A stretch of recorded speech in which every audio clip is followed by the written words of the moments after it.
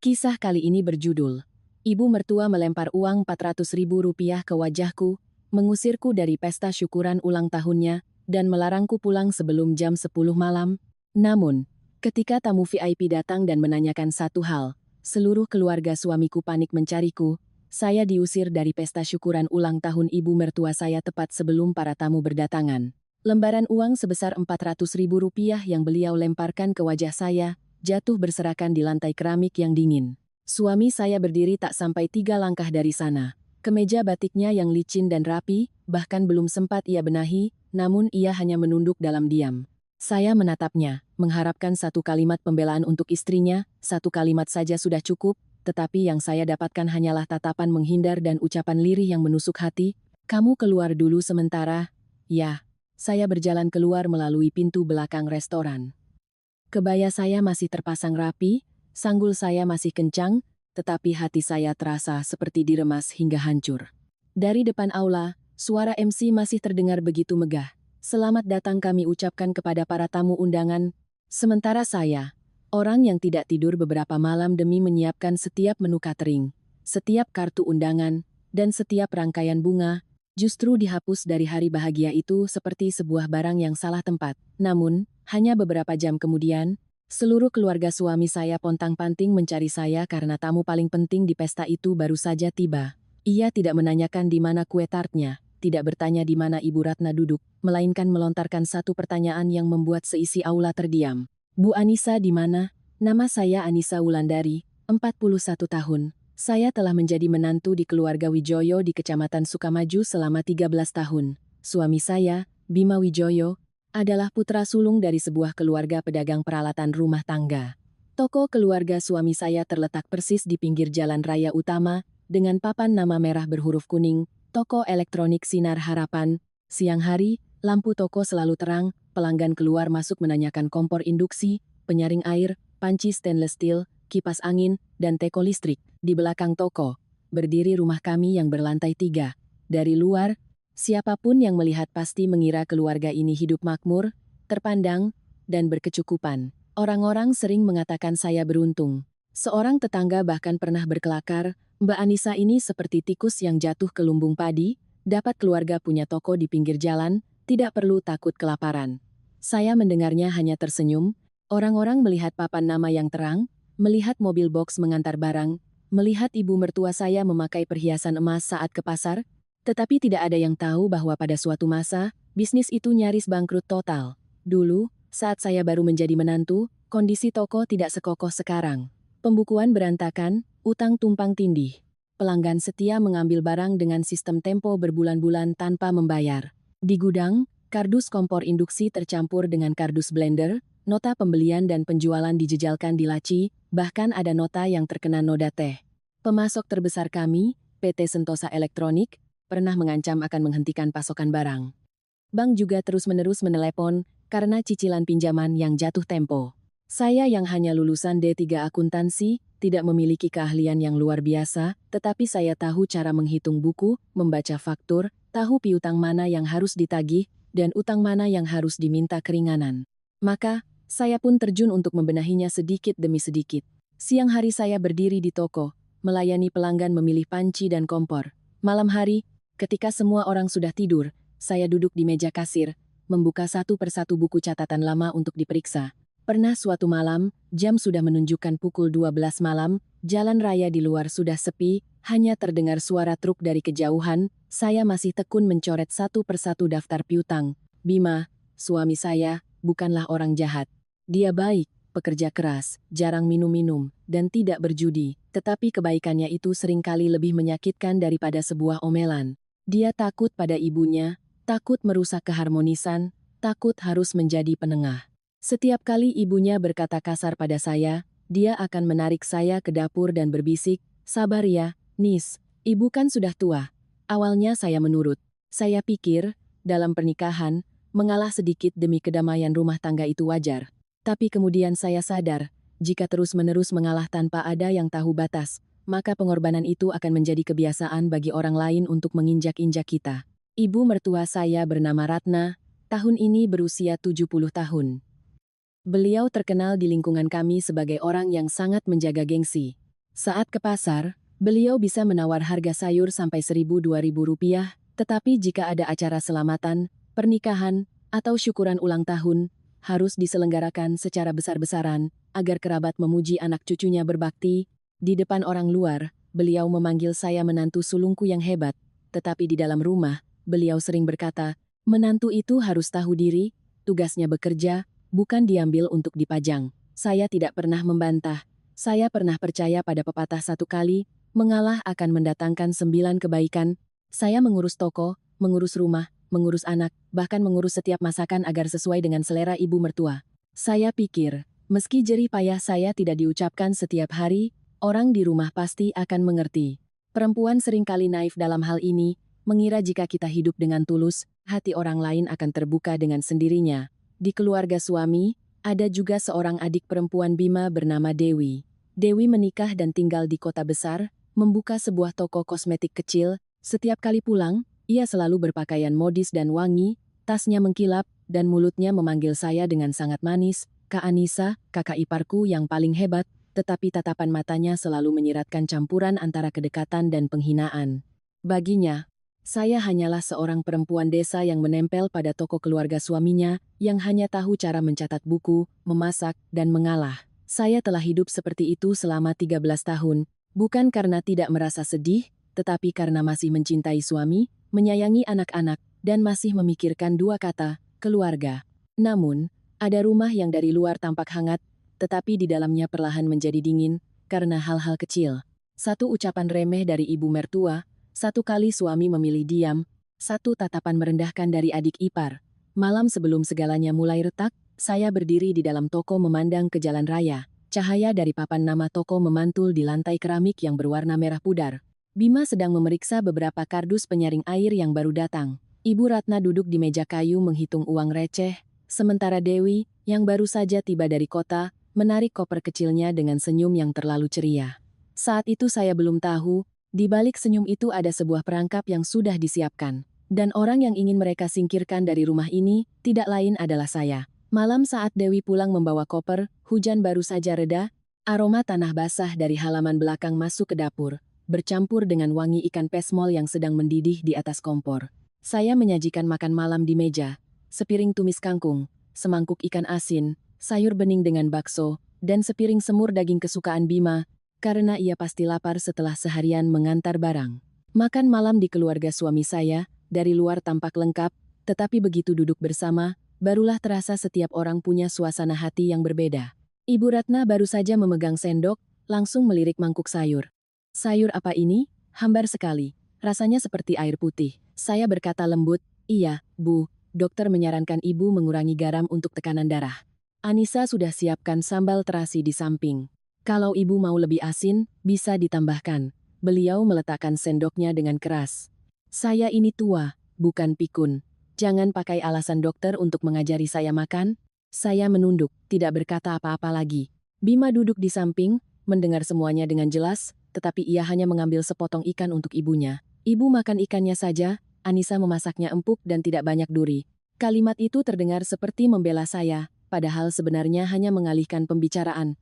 Bertahun-tahun ia selalu seperti itu. Begitu melihat ibunya mulai tegang, ia akan mencari cara mengganti topik, mengganti arah pembicaraan, apapun asal tidak perlu mengatakan siapa yang benar dan siapa yang salah. Ibu Ratna makan beberapa suap, lalu bertanya lagi, hari ini kamu belanja habis berapa? Saya menjawab, habis 300.000 rupiah, Bu, untuk ikan, daging, sayur, dan buah-buahan untuk besok. Beliau tersenyum sinis. Kamu bicara seolah-olah saya sedang menginterogasimu. Tapi uang di rumah ini memang harus dijaga. Berdagang itu kelihatannya saja untung, padahal pengeluarannya banyak. Kalau tidak hati-hati, gunung pun bisa longsor. Saya mengiyakan. Apa yang beliau katakan tidak salah, urusan uang memang harus jelas. Tapi kejelasan itu hanya berlaku untuk saya, sementara untuk Dewi, ceritanya berbeda. Saat itu, Dewi masuk dari ruang tamu. Ia sudah mengganti gaun perginya dengan setelan piyama sutra berwarna krem, rambutnya tergerai sebahu. Aroma parfumnya yang lembut membuat wangi pesmol di meja seakan memudar. Ia tersenyum ceria. Wah, sudah makan semua ya? Untung aku pulangnya pas. Kak Anissa memang paling hebat, selalu ada makanan hangat. Saya berdiri untuk mengambilkan mangkuk dan sendok. Duduklah, Dek. Kakak ambilkan nasi. Dewi memandangi meja makan, bibirnya sedikit melengkung. Makanannya sederhana sekali hari ini. Sayur bening, ikan asin, tumis kangkung. Benar-benar seperti pulang kampung untuk healing. Ucapannya terdengar seperti candaan, tetapi ada duri di dalamnya. Saya meletakkan semangkuk nasi di depannya, tetap tenang. Cuaca habis hujan begini, makan yang hangat-hangat lebih enak, Dek. Ibu Ratna menatap putrinya dengan suara yang melembut. Capek ya, Nak? Di jalan kehujanan? Kenapa tidak telepon ibu biar Bima menjemput? Dewi menarik kursi dan duduk di samping ibunya. Aku tidak mau merepotkan Mas Bima dan Kak Anissa. Lagi pula, akhir-akhir ini toko lagi pusing. Kepala rasanya mau pecah. Stok krim wajah yang baru masuk belum laku semua. Uang sewa ruko sudah ditagih. Anakku juga lagi batuk-batuk, biaya berobatnya jutaan. Ibu Ratna langsung meletakkan sendoknya. Kurang berapa? Biar ibu bantu. Bima mengangkat kepala. Bulan lalu ibu kan baru kasih Dewi 30 juta. Wajah Dewi langsung muram. Mas Bima ngomongnya gitu amat. Aku kan berusaha, bukan minta uang buat foya-foya. Kalau lagi susah, tidak minta tolong keluarga sendiri, lalu minta tolong siapa? Masa karena aku sudah menikah, aku jadi orang lain? Ibu Ratna melotot ke arah Bima. Adikmu benar. Kakak beradik itu harus saling bantu. Uang dicari juga untuk saat anak-anak membutuhkan. Saya diam sambil mengambil sayur. Beberapa hari yang lalu, saya mengusulkan untuk mengganti mesin pemindai barcode di kasir karena yang lama sering macet. Ibu Ratna bilang, selama masih bisa dipakai, ya dipakai saja, jangan mengada-ada buang-buang uang. Tapi sekarang, hanya dengan beberapa keluhan dari Dewi, hatinya langsung luluh. Dewi menoleh ke arah saya, suaranya lebih manis dari gula. Kak Anissa kan jago pembukuan. Kak, bisa tidak toko bantu modal sedikit buat aku? Sebulan aku putar, pasti aku kembalikan. Kita kan bukan orang lain. Saya meletakkan sendok. Akhir bulan ini kita harus bayar tagihan kompor induksi dan penyaring air. Kalau kita tarik uang terlalu banyak, nanti tidak cukup untuk bayar ke PT Sentosa. Mereka bisa telat kirim barang dan pelanggan lari ke toko lain. Senyum Dewi memudar. Kakak ngomong gitu sama saja bilang aku mengganggu bisnis toko. Saya menjawab. Kakak hanya menjelaskan kondisi keuangan. Ibu Ratna langsung menyela. Kondisi apapun itu, jangan bicara seolah-olah anak perempuanku ini datang untuk mengemis. Kamu itu menantu, tugasmu memegang buku untuk membantu keluarga ini, bukan untuk menjadi penghalang antara aku dan anakku. Kalimat itu membuat saya sesak napas. Saya bukan penghalang, saya hanya berdiri di antara kenyataan bahwa uang semakin menipis dan tagihan-tagihan yang harus dibayar tepat waktu. Tapi di rumah ini, setiap kali saya berbicara tentang uang dengan Dewi, saya dianggap perhitungan. Sementara Dewi meminta uang, itu disebut kesulitan. Bima melihat suasana kembali tegang, dan seperti biasa, ia menggunakan cara lamanya. Sudah, ayo makan. Besok Mas lihat lagi bagaimana baiknya. Saya menatapnya. Besok Mas lihat artinya malam ini ibunya akan memutuskan, dan besok ia hanya akan memberitahu saya untuk mencatatnya di buku. Saya sudah terlalu hafal dengan siklus itu. Makan malam berlanjut, tetapi tidak ada yang benar-benar menikmati. Di luar, air hujan menetes dari atap seng ke teras, bunyinya teratur. Ibu Ratna menyuapi Dewi, menanyakan kabar cucunya, bertanya tentang toko kosmetiknya. Bima menunduk makan dengan cepat, sementara saya yang duduk di seberangnya, tiba-tiba merasa seperti seorang pembantu yang diizinkan ikut makan di meja majikan. Selesai makan, saya membawa piring kotor ke dapur. Suara air di wastafel menenggelamkan suara obrolan di ruang tamu, tetapi tidak sepenuhnya. Saya mendengar Dewi berbisik kepada ibunya, tenang saja Bu, aku punya cara supaya dia tidak bisa ikut campur lagi di toko. Tangan saya yang sedang mencuci mangkuk keramik tiba-tiba terpeleset. Mangkuk itu membentur dinding wastafel, menimbulkan suara denting yang kering. Saya terdiam, air dingin mengalir di ujung jari saya. Selama ini, saya pikir Dewi meremehkan saya karena saya kampungan, karena saya jarang berdandan, karena saya setiap hari hanya berurusan dengan buku catatan dan dapur. Tetapi kalimat barusan membuat saya mengerti. Di matanya, saya bukan hanya kakak ipar yang menyebalkan. Saya adalah gembok pintu yang menghalangi jalannya menuju brankas uang keluarga ini. Malam itu, saya masuk kamar lebih larut. Bima sudah tidur membelakangi saya, napasnya teratur seolah tidak ada apa-apa. Saya duduk di tepi ranjang, mengeringkan tangan. Hati saya terasa berat seperti ditimpa batu. Orang bilang, piring dan sendok saja bisa beradu, dalam keluarga gesekan itu biasa, tetapi ada aduan yang sangat pelan. Jika tidak didengarkan baik-baik, kita baru sadar saat piring itu pecah, bahwa retaknya sudah ada sejak lama. 8 tahun yang lalu, toko elektronik Sinar Harapan tidak serapi sekarang. Papan namanya kusam, huruf kuningnya terkelupas di salah satu sudut. Beberapa lampu di teras sering berkedip dan mati total setiap kali hujan deras. Di dalam gudang, barang-barang menumpuk setinggi kepala, kompor induksi bersebelahan dengan kardus kipas angin, panci stainless steel bercampur dengan blender. Nota pengiriman barang memenuhi sebuah lemari kayu yang sudah melengkung. Orang luar yang lewat melihat mobil box keluar masuk mungkin mengira bisnisnya maju pesat. Tapi saya yang memegang buku catatan tahu, semakin banyak menjual, semakin kacau. Pelanggan tetap dari berbagai desa mengambil barang dengan sistem bayar tempo, janji akhir bulan tapi terus menunda. Ada pemilik rumah makan yang mengambil puluhan set panci dan berutang selama 3 bulan belum lunas. Ada yang transfer tanpa menuliskan keterangan, ada yang bayar tunai tapi karyawan lupa mencatat. Satu buku piutang, setiap halamannya seperti benang kusut. Hari ketika PT Sentosa Elektronik mengirim surat pemberitahuan untuk menghentikan pasokan, seluruh keluarga suami saya seperti disambar petir. Tunggakan utang kami tercatat mencapai 850 juta rupiah. Jika PT Sentosa mencabut status agen kami, toko akan kehilangan sumber kompor induksi, penyaring air, dan kipas angin terlaris. Kehilangan pasokan itu, pelanggan grosir akan beralih ke agen lain. Toko kami hanya akan tersisa papan nama sebagai pajangan. Bima memegang surat itu, tangannya gemetar. Anissa, bagaimana kalau kita telepon dan minta keringanan waktu? Saya memandangi tumpukan buku di meja dan berkata jujur, mau minta keringanan pun harus ada data yang jelas. Mas, tidak ada yang akan percaya hanya karena kita bilang sedang kesulitan.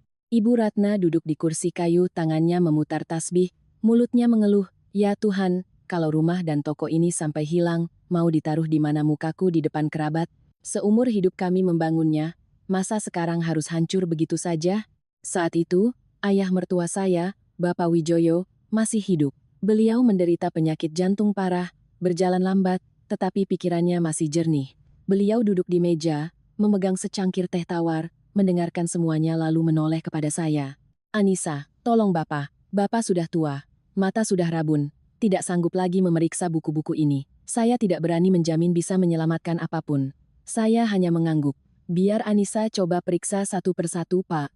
Sejak hari itu, hidup saya seolah menyatu dengan buku-buku catatan. Siang hari berjualan, malam hari saya mengumpulkan semua faktur untuk dipilah. Saya membagi piutang menjadi beberapa kelompok, pelanggan eceran, grosir, toko kelontong, restoran, barang retur, dan stok mati. Ada piutang yang tercatat ganda. Ada pembayaran yang sudah lunas tapi belum diperbarui oleh karyawan. Saya menelepon satu persatu nomor telepon. Ada yang menjawab dengan baik, ada yang menghindar seperti dikejar penagih utang. Suatu malam, anak saya demam. Sambil mengompres dahinya dengan kain hangat, saya duduk di samping tempat tidur sambil menjumlahkan kembali daftar piutang. Bima, karena kasihan pada saya, membuatkan segelas susu hangat, tapi ia hanya bisa duduk memandangi saya. Ia tidak mengerti urusan administrasi, dan tidak cukup tega untuk menagih utang satu persatu kepada pelanggan. Saat itu, saya tidak menyalahkannya. Saya pikir suami istri memang harus saling melengkapi. 3 minggu kemudian, saya membawa setumpuk dokumen tebal ke kota untuk menemui bagian penagihan PT Sentosa. Saya naik bus umum pukul 5 pagi saat hari masih gelap, perut hanya terganjal sepotong roti. Setibanya di sana, saya menunggu di lobi dari pagi hingga hampir tengah hari. Orang-orang memandang saya, seorang perempuan dari desa yang memeluk setumpuk kertas, mungkin tidak berharap banyak.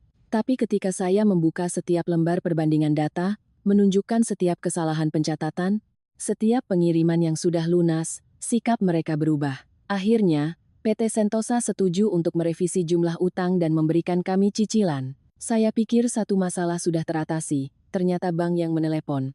Pinjaman lama sudah jatuh tempo, jika tidak membayar sebagian pokok tepat waktu, status kredit kami bisa menjadi buruk, dan rumah di belakang toko terancam disita. Malam itu, Seisi rumah duduk diam di ruang tamu. Ibu Ratna benar-benar menangis, Bima memegangi kepalanya. Bapak Wijoyo napasnya sesak, wajahnya pucat. Saya duduk di sampingnya, di benak saya terbayang sepetak tanah kecil di kampung, warisan dari almarhum ayah saya. Tanah itu tidak luas, terletak di dekat saluran irigasi di belakang desa, tapi itulah satu-satunya aset pribadi yang saya miliki. Keesokan paginya, saya pulang ke kampung menemui ibu saya. Ibu Siti sedang menjemur kedelai di halaman. Mendengar saya ingin menjual tanah, ibu terdiam lama sekali. Kamu sudah pikirkan baik-baik, Nduk? Saya mengangguk, air mata jatuh tanpa saya sadari. Keluarga suami sedang dalam masalah besar, Bu. Kalau toko sampai bangkrut, Mas Bima bisa hancur, anak-anak juga akan susah. Ibu menatap saya, tatapannya sedih namun penuh kasih. Menolong orang itu baik, tapi ingat, simpan semua surat-suratnya. Perempuan, meskipun sudah bersuami, harus punya pegangan untuk jalan mundur. Kebaikan tanpa bukti, nanti bisa jadi cerita tanpa nama. Saat itu, saya hanya berpikir ibu terlalu khawatir. Saya bahkan sempat menyalahkan ibu, kenapa berpikir begitu tentang keluarga suami saya. Tapi orang tua sudah melewati banyak asam garam kehidupan. Ada ucapan yang terdengar dingin, tapi sebenarnya dimaksudkan agar anaknya tidak kedinginan di kemudian hari. Tanah itu laku 500 juta rupiah. Uang masuk ke rekening saya, lalu saya transfer ke rekening Bima agar ia bisa membayar bank. Hari itu, sambil memegang bukti lunas, Ibu Ratna menggenggam tangan saya dan menangis. Anissa, jasamu akan ibu ingat seumur hidup. Rumah ini selamat berkat kamu. Bapak Wijoyo meminta Bima memapahnya ke depan altar leluhur. Beliau menyalakan sebatang dupa, lalu menoleh ke saya, suaranya lemah tapi jelas. Toko ini masih bisa terang lampunya karena kamu, nak. Bapak berutang budi padamu. Saya menunduk, tidak berani menerima pujian itu. Saat itu saya hanya berpikir, saya ini menantu, melihat keluarga suami dalam kesulitan ya wajar jika ikut membantu. Suami istri bahu-membahu, seberat apapun masalah pasti bisa diatasi. Saya benar-benar percaya seperti itu. Tetapi, ada janji-janji yang hanya hidup saat kesulitan. Ketika badai berlalu, atap rumah sudah kering, orang yang pernah berteduh di bawahnya seringkali lupa siapa yang menantang hujan untuk menjaga pintunya. Awal bulan Desember tahun itu, Ibu Ratna memanggil seluruh keluarga ke ruang tamu. Di atas meja ada sebuah kalender dinding besar. Dengan spidol merah, beliau melingkari tanggal 18. Beliau memakai kacamata bacanya, duduk tegak di kursi kayu di tengah ruangan, sikapnya serius seperti sedang memimpin rapat keluarga. Tahun ini ibu berusia 70 tahun. Usia ini bukan usia yang muda lagi. Ibu ingin mengadakan syukuran yang pantas. Bima yang duduk di samping saya langsung mengangguk. Tentu, Bu. Ibu maunya bagaimana, biar Bima yang urus. Ibu Ratna menatap saya, suaranya tegas. Tidak dirayakan seadanya di rumah. Rumah kita memang di pinggir jalan, tapi tempatnya sempit, tamu datang berdesakan nanti tidak enak dilihat. Ibu mau pesan tempat di restoran Puri Kencana, sekitar 28 meja, undang semua kerabat dari pihak ayah dan ibu, warga RT, teman-teman pengajian, beberapa pemilik toko langganan kita, dan juga dari PT Sentosa Elektronik.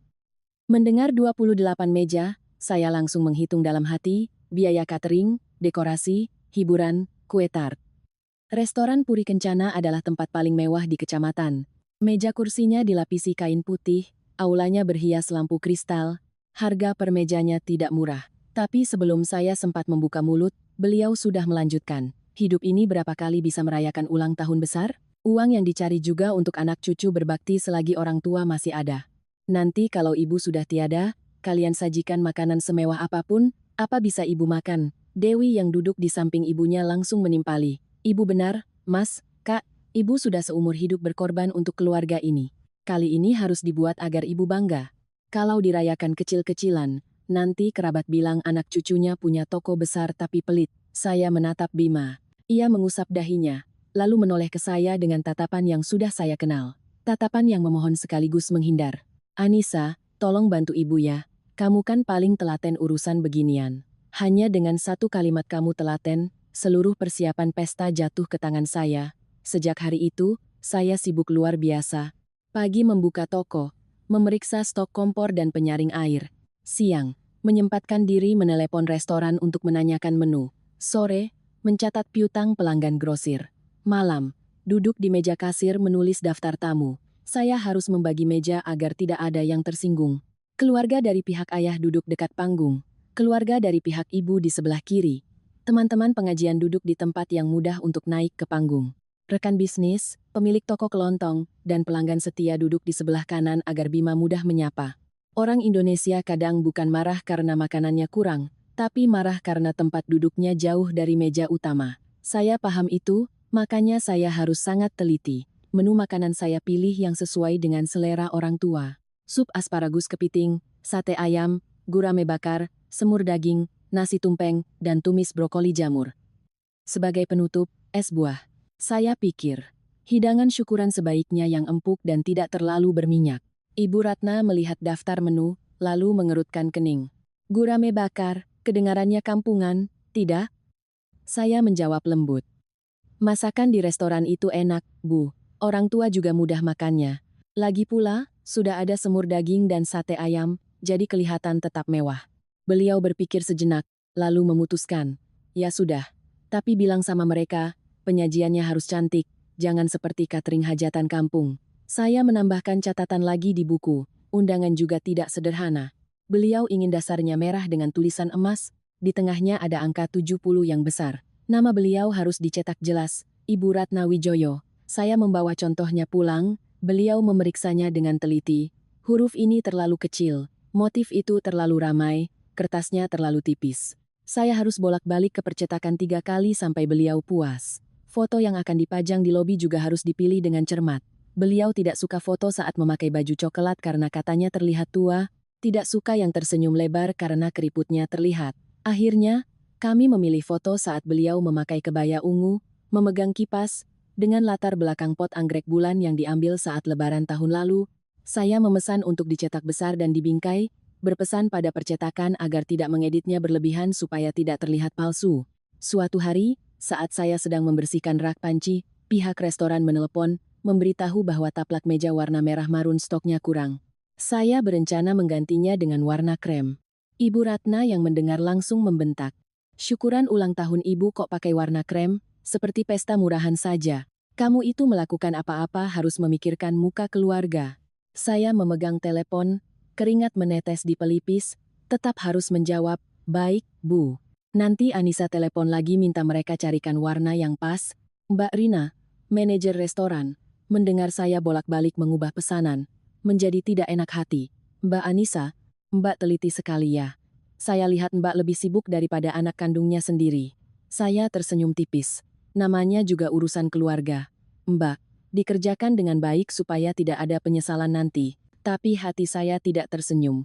Karena sementara saya sibuk mengurus setiap rangkaian bunga, setiap amplop ucapan terima kasih untuk tim Kasidah, Dewi hanya muncul untuk memberi masukan, apakah ibunya lebih baik memakai kebaya merah atau ungu, sanggulnya tinggi atau rendah. Ia bilang harus ke salon di kota untuk manikur dan menata rambut sebelum pesta agar ibunya bangga. Bima sibuk di toko, setiap urusan ia serahkan pada saya, kamu putuskan saja ya, sayang. Saya tidak takut lelah. Saya hanya takut kelelahan saya dianggap sebagai sesuatu yang sudah seharusnya. Malam saat finalisasi denah meja, saya duduk sendirian di meja kasir. Di jalan raya, truk lewat membuat kaca toko bergetar pelan. Saya melihat daftar tamu. Nama saya tertulis di meja utama, Anissa Wulandari, menantu sulung. 3 kata itu membuat saya ingin tertawa sekaligus merasa pedih, menantu sulung. Terdengar terhormat, tapi di rumah ini, apakah saya benar-benar dianggap sebagai bagian dari keluarga? Atau saya hanya seorang pekerja di belakang panggung, mengurus lampu, dekorasi, dan catering, agar saat panggung menyala, orang lain yang maju menerima pujian. Saya melipat denah itu, memasukkannya ke dalam map, dari lantai atas. Suara obrolan Ibu Ratna dan Dewi terdengar sayup-sayup. Saya tidak mendengar jelas kata-katanya, hanya mendengar tawa kecil Dewi. Entah kenapa, tawa itu membuat punggung saya merinding. Setelah denah pesta diselesaikan, saya memperhatikan Ibu Ratna dan Dewi sering mengobrol di dalam kamar dengan pintu tertutup. Dulu mereka juga sering curhat, saya tidak pernah ikut campur. Anak perempuan yang sudah menikah dan tinggal jauh. Saat pulang mengunjungi ibunya lalu berbisik-bisik soal suami, anak, dan bisnis itu hal yang wajar. Tapi kali ini berbeda. Setiap kali saya berjalan melewati lorong, suara di dalam kamar langsung mengecil, seolah mereka sedang menyembunyikan sesuatu yang tidak ingin saya lihat. Suatu siang, saya membuat secangkir wedang jahe dan mengantarkannya untuk ibu mertua. Cuaca saat itu mulai dingin, Ibu Ratna sering sakit tenggorokan. Saya biasa memotong beberapa iris jahe dan menambahkan sedikit madu untuk menghangatkan badannya. Pintu kamar beliau hanya tertutup rapat. Begitu saya mendekat, saya mendengar suara Dewi yang pelan tapi jelas. Pokoknya diumumkan saja pas pesta, Bu. Di depan banyak kerabat begitu, dia tidak akan berani membantah. Tangan saya yang memegang nampan teh terhenti. Ibu Ratna menjawab dengan suara berat, dia itu keras kepala. Ibu hanya takut dia membuat ibu malu. Dewi tertawa kecil. Ibu tenang saja. Di depan tamu, siapa yang berani mengaku serakah pada harta keluarga suami? Dia itu gengsinya tinggi. Pasti akan menelannya mentah-mentah. Saya berdiri di luar pintu, merasa cangkir teh yang panas di tangan saya tiba-tiba menjadi lebih berat. Uap jahe yang mengepul membuat mata saya pedas, tapi hati saya jauh lebih pedih. Saya mengetuk pintu. Di dalam hening sejenak, "Siapa?" tanya Ibu Ratna. "Anissa, Bu. Bawa wedang jahe untuk Ibu." Saya masuk. Dewi sedang duduk di tepi ranjang, memegang ponsel, wajahnya tenang seolah tidak pernah mengatakan apa-apa. Ibu Ratna membenahi shawl di bahunya, menghindari tatapan saya. Saya meletakkan nampan teh di meja. "Tadi Anissa dengar Ibu dan Dewi bicara soal pengumuman di pesta. Pengumuman apa ya, Bu?" Ibu Ratna mengangkat cangkir teh, meniupnya pelan. "Urusan orang tua. Kamu urus saja cateringnya sampai beres." Dewi tersenyum dengan suara manis. "Kak Anissa ini tegang sekali sih. Aku dan Ibu cuma ngobrolin urusan keluarga biasa kok. Pestanya kan sebentar lagi, Kakak simpan tenaga, jangan sampai nanti malah sakit." Saya menatapnya. Setiap katanya terdengar ringan, tetapi maknanya selalu mendorong saya keluar. Urusan keluarga, tapi saya, istri dari putra sulungnya, orang yang sedang mengurus seluruh persiapan pesta, justru tidak boleh tahu. Malam itu, saya bertanya pada Bima saat ia sedang memeriksa beberapa kardus kipas angin di gudang. Ia membungkuk menempelkan stiker garansi, keringat membasahi kerah kemejanya. "Mas tahu tidak, Ibu sama Dewi mau mengumumkan apa di pesta?" Tangan Bima berhenti sejenak, lalu ia kembali membungkuk.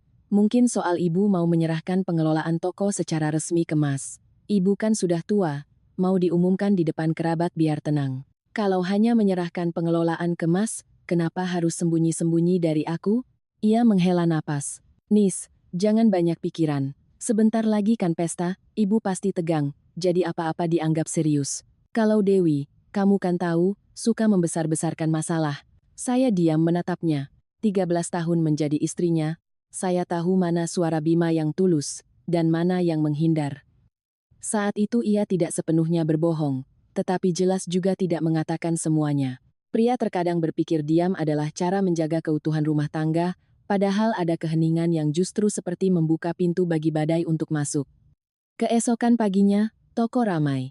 Seorang pemilik rumah makan datang memesan beberapa set panci stainless steel lagi, seorang bapak dari desa sebelah menanyakan cicilan penyaring air. Sementara saya, sambil menulis pesanan, juga menjawab telepon dari pemasok. Saat saya hendak mengangkat gagang telepon meja, Dewi dari belakang melangkah cepat dan menyambarnya lebih dulu. "Halo, selamat pagi," dengan toko Sinar Harapan. Saya mengangkat kepala. Dewi membelakangi saya, suaranya pelan. "Iya Pak, mulai sekarang, untuk urusan penagihan bisa dikirim ke email Mas Bima saja ya. Bu Anissa sudah tidak mengurus bagian itu lagi." "Baik, nanti dari pihak kami yang akan konfirmasi." Saya meletakkan pulpen. "Siapa yang telepon, Dek?" Ia sedikit terkejut, lalu berbalik sambil tersenyum. "Oh, dari pihak ekspedisi Kak." Salah sambung. "Ekspedisi kok bertanya soal penagihan?" Wajah Dewi sempat kaku, tapi dengan cepat ia kembali tersenyum. "Mungkin aku yang salah dengar. Akhir-akhir ini banyak kerjaan, kepala jadi pusing. Kakak jangan mengoreksi setiap kata begitu, kayak guru memeriksa murid saja." Selesai berkata, ia mengambil tasnya, dan langsung pergi. Saya berdiri di belakang meja kasir, menatap gagang telepon yang sudah diletakkan, hati saya terasa berat. Selama bertahun-tahun, urusan penagihan dengan PT Sentosa selalu saya yang tangani.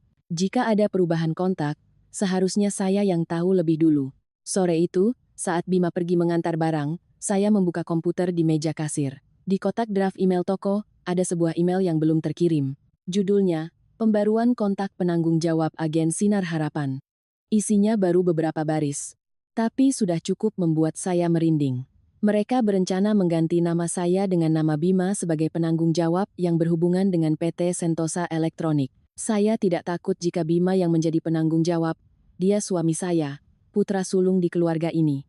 Yang saya takutkan adalah cara mereka melakukannya diam-diam di belakang saya. Urusan yang baik-baik, kenapa tidak dibicarakan terang-terangan? Sesuatu yang disembunyikan biasanya karena ada yang tidak beres.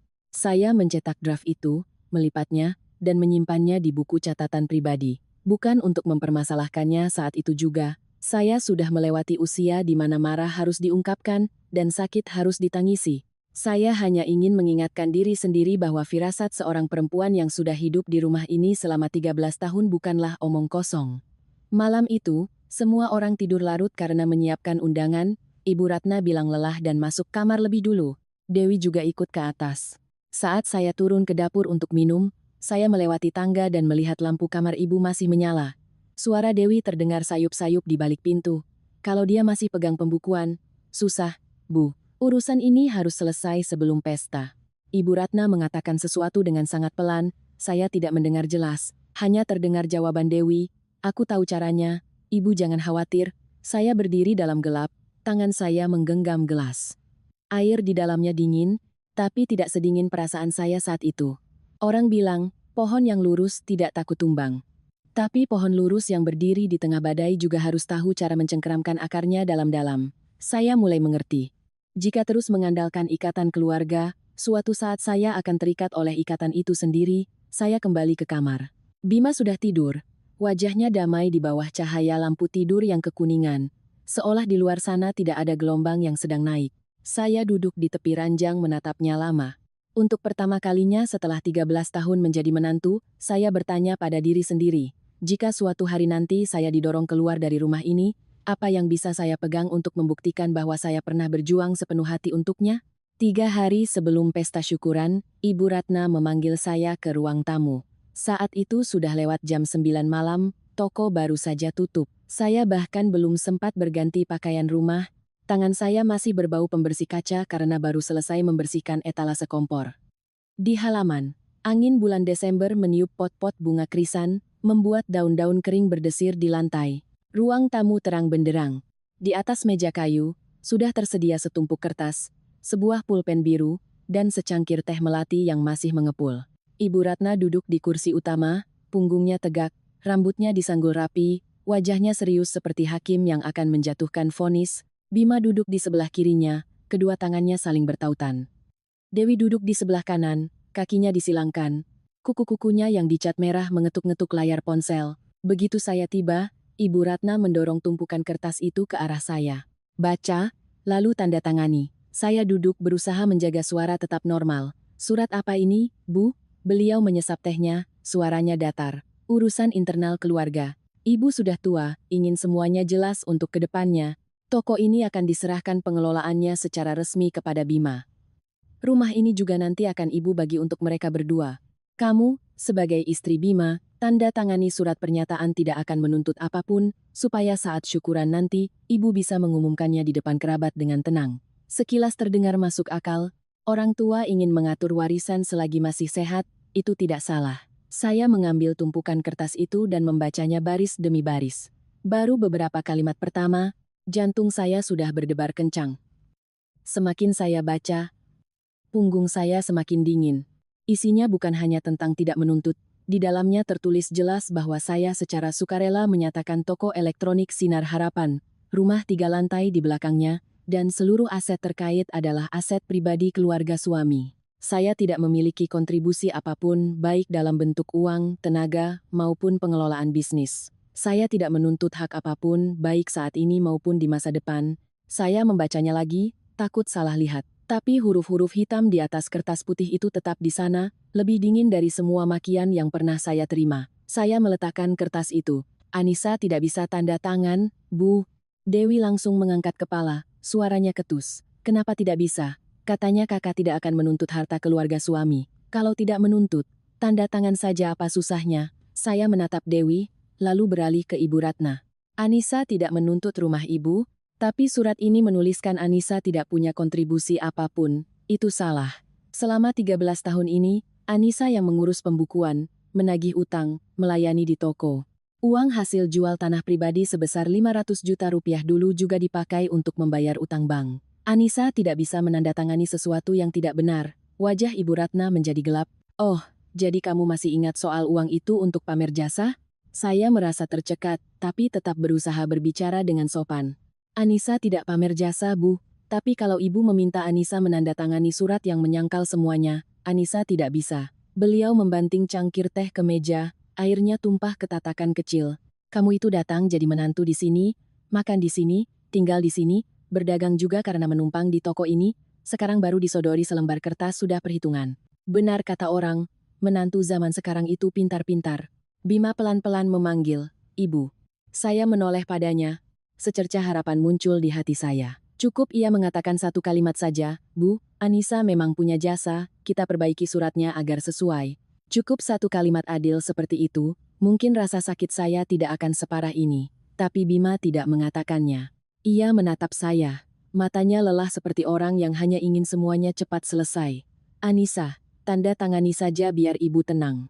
Hartanya kan juga tetap di keluarga kita, tidak lari kemana-mana. Ibu hanya ingin semuanya jelas biar pestanya nanti lancar.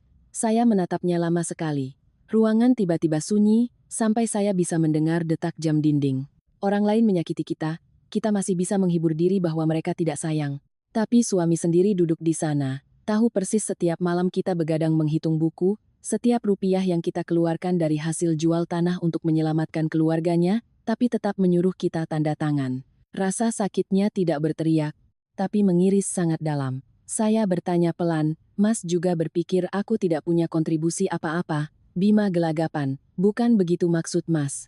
Tapi sekarang berdebat juga tidak ada gunanya, mengalah sedikit demi kedamaian rumah. Saya tersenyum, tapi tenggorokan saya pahit. Damai dengan cara memaksaku mengakui aku tidak pernah melakukan apa-apa, Mas? Dewi menyela, suaranya setengah bercanda, setengah menyindir. Kakak ini serius sekali. Zaman sekarang semua harus praktis, surat menyurat yang jelas biar tidak ada sengketa. Kalau kakak memang tidak punya niat apa-apa, ya tanda tangani saja. Jangan sampai orang luar mengira kakak punya ambisi jadi nyonya besar, Ibu Ratna mengangguk. Nah, Dewi benar. Ibu melakukan ini supaya Bima dan adiknya nanti tidak berebut. Kamu ngotot tidak mau tanda tangan, orang tidak curiga justru aneh. Tangan saya terasa gemetar, bukan karena takut, tapi karena marah. Marah sampai air mata rasanya mau tumpah. Tapi saya tahu, jika menangis sekarang, mereka akan menuduh saya bersandiwara. Saya menarik napas dalam-dalam, mendorong tumpukan kertas itu kembali ke arah Ibu Ratna. Kalau ibu mau mengubah isinya sesuai kenyataan, bahwa Anissa tidak menuntut rumah ibu tapi memiliki kontribusi uang pribadi dan tenaga dalam mengelola toko, Anissa akan pertimbangkan. Tapi kalau isinya seperti ini, Anissa tidak akan tanda tangan. Ibu Ratna berdiri. Kamu berani menawar dengan saya? Saya ikut berdiri. Suara saya pelan tapi jelas. Anissa hanya meminta kebenaran dihargai. Beliau menunjuk wajah saya. Setiap katanya seperti cambuk. Kebenarannya adalah kamu itu menantu. Menantu ya harus tahu posisinya, jangan mentang-mentang pegang beberapa buku catatan lalu merasa jadi pemilik rumah ini. Bima mendekat, menarik pelan tangan saya. Sudah, Nis, jangan tegang lagi. Ibu hari ini lelah. Saya menarik tangan saya. Ini pertama kalinya saya tidak membiarkan dia menarik saya ke dapur untuk dibujuk dengan dua kata sabar ya. Saya menatap setiap orang di ruangan itu. Ibu mertua menganggap saya serakah.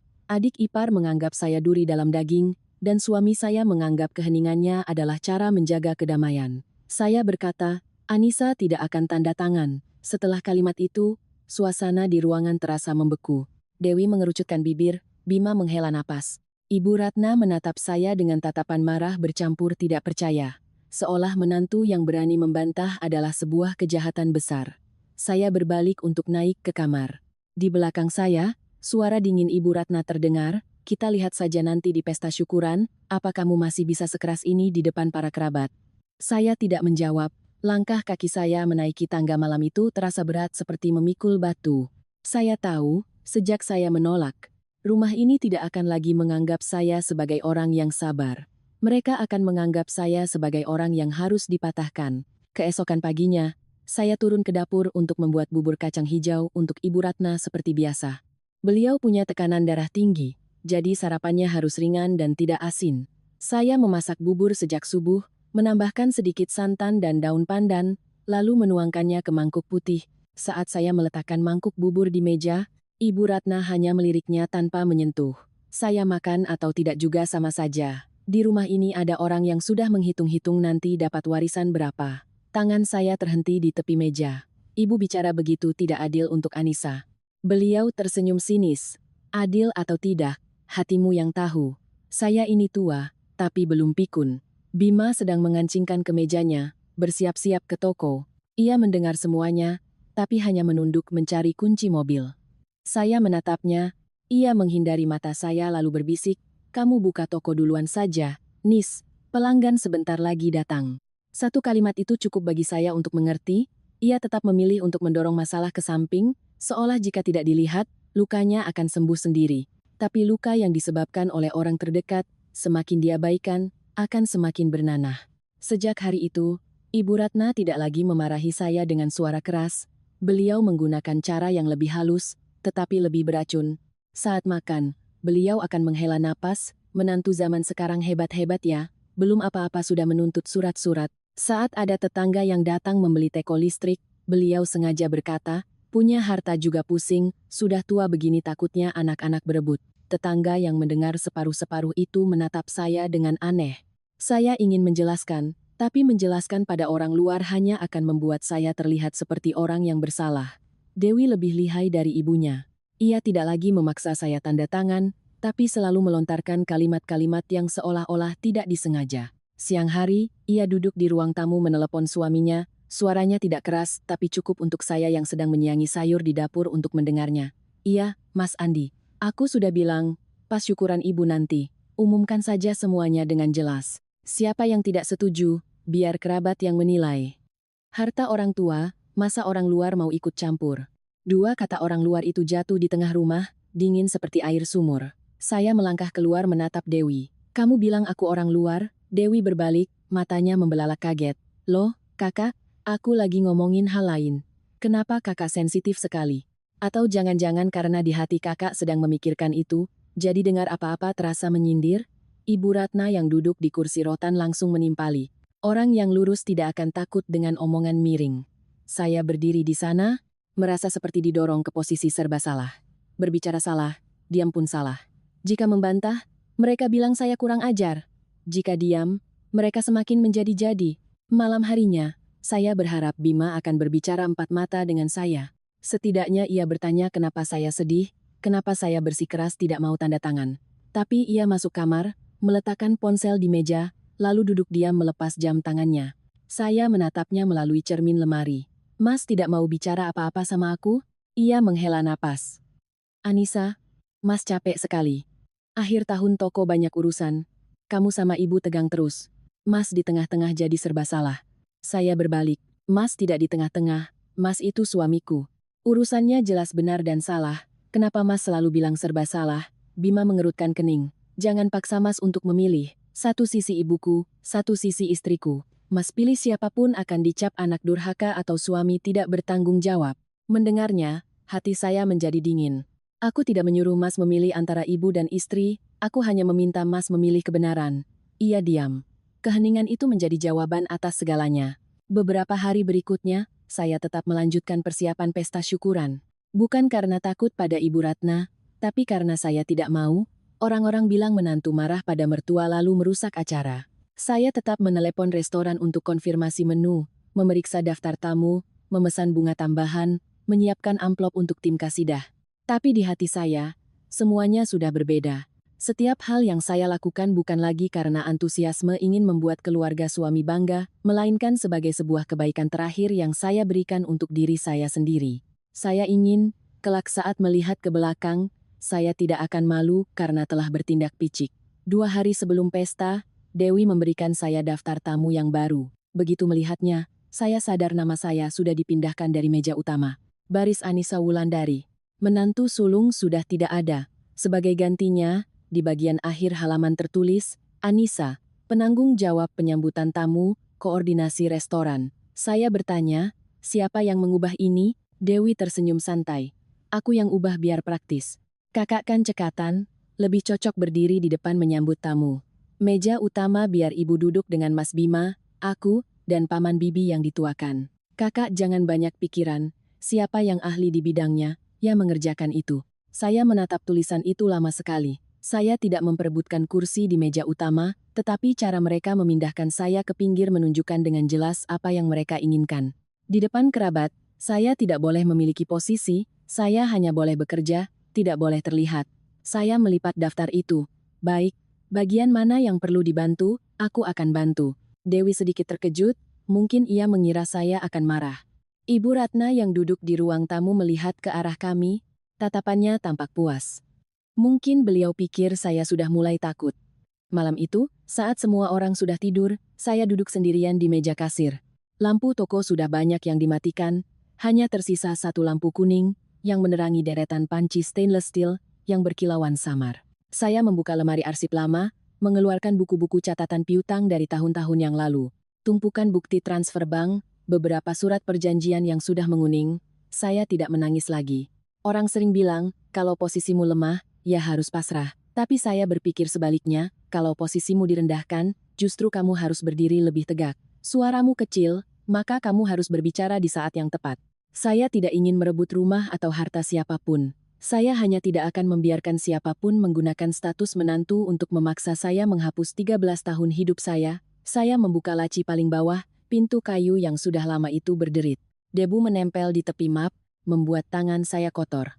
Di dalamnya ada dokumen-dokumen lama dari masa-masa toko masih berantakan. Faktur pembelian, berita acara rekonsiliasi utang, surat tagihan bank, kontrak jual beli yang sudah menguning. Saya duduk di lantai, menarik keluar setiap tumpukan. Lampu di toko hampir padam semua, hanya tersisa cahaya kuning dari meja kasir. Panci-panci stainless steel di rak memantulkan cahaya samar, seperti mata-mata yang diam-diam menjadi saksi. Saya menemukan tumpukan rekening koran dari tahun itu. Kertasnya sudah sedikit berubah warna, tapi baris transfernya masih jelas. Rp500.000 dari rekening Anissa Wulandari ke rekening Bima Wijoyo. Keterangannya tertulis, pelunasan utang bank, toko keluarga. Saya menatap tulisan itu lama sekali. Saat mentransfer uang itu, saya tidak pernah berpikir akan ada hari di mana saya harus mengeluarkannya untuk membuktikan jasa saya pada keluarga suami sendiri. Saya hanya berpikir sederhana, suami istri sudah satu atap, saat sulit harus saling topang. Saya tidak menyesali uangnya, tapi saya menyesali kepercayaannya. Uang hilang bisa dicari lagi, tapi kepercayaan yang sudah diinjak-injak oleh orang terdekat, sulit untuk utuh kembali. Saya memasukkan salinan itu ke dalam map plastik. Lalu saya mencari akta jual beli tanah di kampung. Stempel notarisnya masih merah. Pihak penjual adalah saya. Asetnya adalah sepetak tanah di dekat saluran irigasi, warisan dari almarhum ayah saya. Memegang kertas itu, saya teringat raut wajah ibu saya yang duduk di teras kantor notaris, tangannya meremas-remas sapu tangan sampai kusut. Ibu tidak melarang, tapi matanya memerah. Dulu saya pikir saya melakukan hal yang benar. Sekarang saya sadar, perbuatannya tidak salah, hanya saja orang yang menerimanya belum tentu tahu cara menghargainya. Saya mengambil ponsel, memfoto setiap halaman, dan menyimpannya di folder khusus. Saya menamai folder itu arsip pribadi. Hanya 2 kata, tapi hati saya terasa berat. 13 tahun menjadi menantu, apapun selalu saya anggap milik rumah. Utang rumah, urusan rumah, nama baik rumah, toko rumah. Baru saat dipaksa menandatangani surat penyangkalan, saya tersadar bahwa saya butuh sebagian dari hidup saya yang dinamai dengan jelas sebagai milik saya. Saya menyalakan komputer tua di meja kasir, komputer itu lambat, kipasnya berisik. Saya membuka kotak masuk email lama, mencari korespondensi dengan PT Sentosa Elektronik, tabel rekonsiliasi utang, rencana cicilan, konfirmasi revisi tagihan. Ada email yang saya kirim hampir jam 12 malam. Ada email yang saya tulis saat anak saya demam, baru mengetik beberapa baris, saya harus berhenti untuk mengompresnya. Saya mencetak email-email penting, menyusunnya berdasarkan tanggal.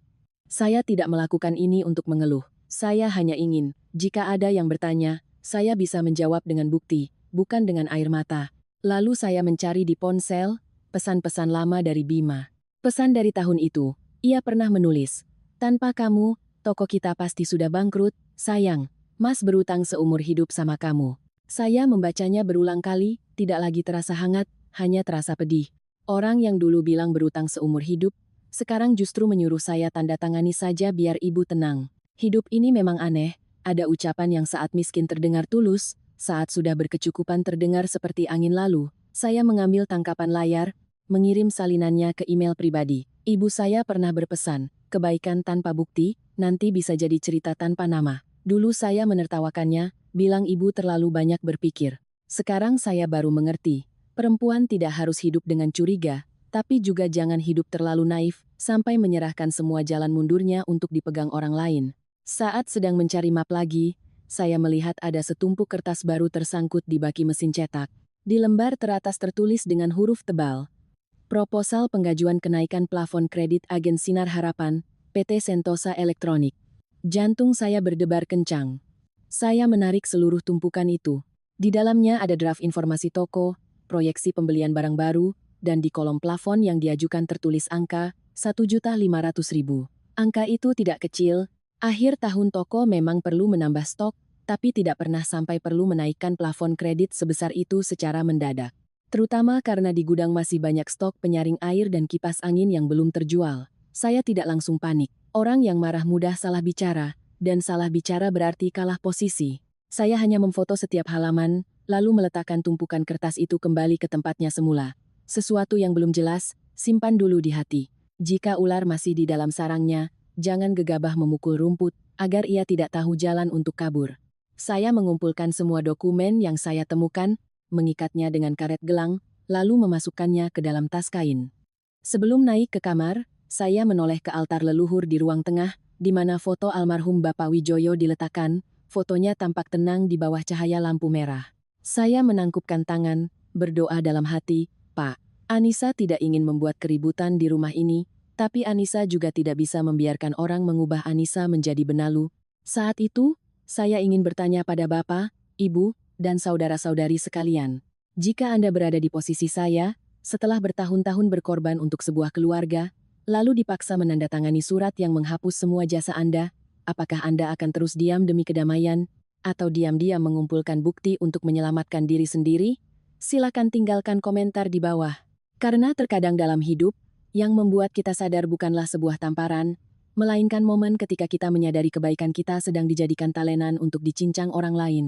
Malam itu saya tidak banyak tidur, tapi anehnya, hati saya tidak lagi segelisah beberapa hari sebelumnya. Masih sakit, masih sedih, tapi di bawah kesedihan itu, ada sesuatu yang lain yang tumbuh. Itu bukan kebencian, melainkan kewarasan. Baru setelah semuanya terbongkar, saya tahu bahwa Dewi tidak hanya ingin menyingkirkan saya dari pembukuan karena benci pada kakak iparnya. Ia butuh uang, sangat butuh. Toko kosmetiknya di kota dari luar tampak mewah. Kaca depannya ditempeli stiker model berkulit mulus, di dalamnya lampu putih terang benderang, rak-raknya penuh lipstik, bedak, krim wajah, dan parfum. Di media sosial, foto-foto yang diunggah Dewi selalu tampak sukses. Hari ini pesanan membludak, besoknya barang baru datang langsung ludes. Orang luar melihatnya seperti bisnis yang meroket, tetapi di balik kemewahan itu, ada gudang yang penuh dengan stok mati. Beberapa batch kosmetik yang ia beli dari seorang kenalan di kota ternyata sangat sulit dijual. Ada yang kemasannya bagus, tapi pelanggan mengeluh tidak cocok di kulit. Ada yang hampir kedaluarsa, sudah didiskon besar pun tidak ada yang mau beli. Uang sewa ruko, gaji karyawan, biaya iklan, dan modal barang terus menumpuk. Dewi yang gengsinya tinggi tidak berani menutup tokonya, dan tidak berani jujur pada keluarga suaminya di sana. Andi, suaminya, mulai curiga. Penagih utang terus menelepon, bahkan ada yang datang ke tokonya, berdiri di depan pintu dan menyindir, membuat pelanggan yang baru masuk langsung berbalik. Dewi yang terbiasa hidup dalam pujian, tidak tahan melihat orang menatapnya dengan kasihan. Kepada Ibu Ratna, ia hanya berkata, "Aku lagi seret modal sementara, Bu. Sekali putaran juga lancar lagi. Tapi utangnya yang lebih dari 1 miliar rupiah, ia sembunyikan rapat-rapat." Ibu Ratna menyayangi putrinya secara membabi buta. Pada saya, beliau menghitung setiap 1.000 rupiah uang sayur, setiap tagihan listrik, setiap bola lampu yang diganti, tapi pada Dewi, beliau selalu luluh. Beliau sering berkata, "Anak perempuan sudah menikah jauh, kalau tidak minta tolong ibunya, minta tolong siapa lagi?" Kalimat itu terdengar penuh kasih, tapi menyayangi anak tanpa tahu benar dan salah sama saja seperti menutup mata, cepat atau lambat pasti akan tersandung. Dewi sadar, jika terus meminta uang tunai, ibunya juga tidak akan sanggup. Toko Sinar Harapan di akhir tahun harus menambah stok, uang di brankas tidak bisa ditarik sembarangan. Maka, ia memikirkan jalan yang lebih nekat, menggunakan reputasi toko ibunya untuk meminta kenaikan plafon kredit sebesar 1,5 miliar rupiah dari PT Sentosa Elektronik. Rencana Dewi sekilas terdengar cerdas. Ia berencana atas nama toko memesan sejumlah besar kompor induksi, penyaring air, panci, dan kipas angin. Begitu barang datang, sebagian akan ia jual cepat ke beberapa kenalannya di kota untuk membayar utang-utangnya lebih dulu. Sementara utang ke PT Sentosa, bisa dipikirkan nanti, ditunda beberapa bulan sambil mencari cara lain. Tapi bisnis bukan permainan petak umpet. Barang ada fakturnya, utang ada tanggung jawabnya. Satu tanda tangan yang salah bisa menjadi jerat yang mencekik leher orang yang tidak tahu apa-apa. Dewi tahu persis saya teliti dalam pembukuan. Jika proposal itu melewati saya akan langsung melihat kejanggalannya. Toko memang perlu menambah stok, tapi tidak mungkin tiba-tiba meminta plafon sebesar itu saat di gudang masih banyak barang. Saya juga pasti akan bertanya, Barang ini mau dijual ke siapa? Bagaimana arus kasnya? Berapa margin keuntungannya? Pertanyaan-pertanyaan itu wajar bagi seorang akuntan, tapi bagi Dewi saat itu, pertanyaan itu adalah tembok penghalang. Maka, hal pertama yang Dewi lakukan adalah menyingkirkan saya dari posisi kontak dengan PT Sentosa. Telepon yang ia angkat di toko tempo hari adalah langkah pertamanya. Ia memberitahu pemasok bahwa mulai sekarang urusan administrasi dikirim ke email Bima, karena Anissa sudah tidak menanganinya lagi. Tapi mengganti email saja tidak cukup. Proposal kenaikan plafon tetap butuh surat persetujuan internal, yang di dalamnya harus ada tanda tangan orang yang selama ini mengurus pembukuan. Orang itu adalah saya. Karena saya tidak mau tanda tangan, Dewi memilih cara terburuk. Ia mengambil beberapa nota pembelian lama dari lemari arsip, yang di bagian bawahnya ada tanda tangan saya. Tanda tangan saya tidak rumit, sedikit miring ke kanan, dengan goresan akhir yang agak panjang. Dewi memfotonya dan mengirimkannya ke seorang kenalan yang biasa mengurus dokumen. Orang itu memalsukan tanda tangan saya pada surat persetujuan, yang menyatakan bahwa toko mampu menerima plafon kredit tambahan, dan semua risiko sudah diperiksa oleh penanggung jawab pembukuan. Ibu Ratna tidak ikut memalsukan, tapi beliau tahu Dewi sedang mengurusnya agar proposalnya cepat diproses. Saat itu, beliau tidak bertanya lebih jauh, atau lebih tepatnya, beliau sengaja tidak bertanya, karena jika bertanya, beliau harus menghentikan putrinya, dan baginya, saat anak kandungnya dalam bahaya, apapun bisa ditoleransi. Sementara saya, yang seorang menantu, disingkirkan dari dokumen itu hanyalah masalah sepele. Bima setengah tahu, setengah tidak. Ia tahu ibu dan adiknya ingin saya menandatangani surat sebelum pesta. Ia tahu Dewi butuh uang, tapi ia tidak tahu bahwa proposal itu sudah berisi tanda tangan palsu saya. Atau mungkin, ia tidak mau tahu, karena jika tahu, ia harus memilih. Dan seumur hidupnya, Bima paling takut harus memilih antara kebenaran dan kedamaian palsu. Proposal itu dikirim ke PT Sentosa Elektronik sore hari sebelum pesta. Jika semuanya lancar, beberapa hari setelah syukuran, pengiriman barang besar itu akan disetujui. Dewi akan mendapatkan barang untuk diuangkan, Ibu Ratna akan punya alasan untuk memamerkan putrinya yang sukses, dan saya akan disingkirkan dari pembukuan dengan selembar kertas yang sedang mereka siapkan untuk memaksa saya tanda tangan. Tapi manusia berencana, Tuhan yang menentukan. Di bagian manajemen risiko PT Sentosa, seorang karyawan senior menyadari bahwa tanda tangan di proposal baru itu tidak terlihat sama dengan tanda tangan saya di dokumen-dokumen lama. Goresan awalnya terlalu kaku, goresan akhirnya terlalu panjang, seperti orang yang berusaha meniru, tapi tidak terbiasa dengan tekanan pulpennya. Karyawan itu melapor kepada Bapak Hartono, direktur perusahaan. Bapak Hartono bukan orang asing. 8 tahun yang lalu, beliau sendiri yang mendengar cerita dari bagian penagihan tentang seorang menantu dari agen Sinar Harapan yang datang ke kota membawa setumpuk dokumen, menunggu berjam-jam hanya untuk mencocokkan setiap angka. Beliau tahu, jika bukan karena saya, toko itu sudah lama kehilangan status keagenannya.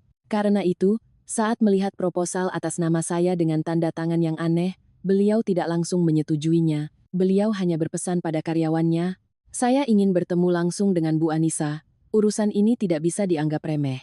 Di mejanya saat itu juga ada selembar undangan syukuran ulang tahun Ibu Ratna yang dikirimkan oleh toko minggu sebelumnya. Undangannya berwarna merah dengan angka 70 berwarna emas, tampak sangat megah. Bapak Hartono memasukkan proposal yang mencurigakan itu ke dalam tasnya, memutuskan untuk bertanya langsung saat menghadiri pesta. Sementara saya saat itu, masih belum tahu bahwa tanda tangan saya telah digunakan tanpa izin. Saya hanya merasakan hawa dingin yang menjalar di hati, seperti orang yang berdiri di bawah langit mendung sebelum hujan badai datang. Di rumah itu, semua orang mengira saya hanyalah perempuan yang tahu caranya bersabar.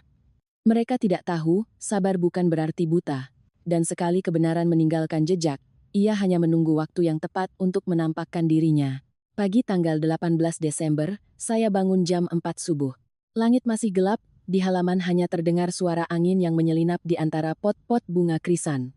Toko di depan masih sunyi, papan nama belum menyala, jalan raya pun lebih sepi dari biasanya.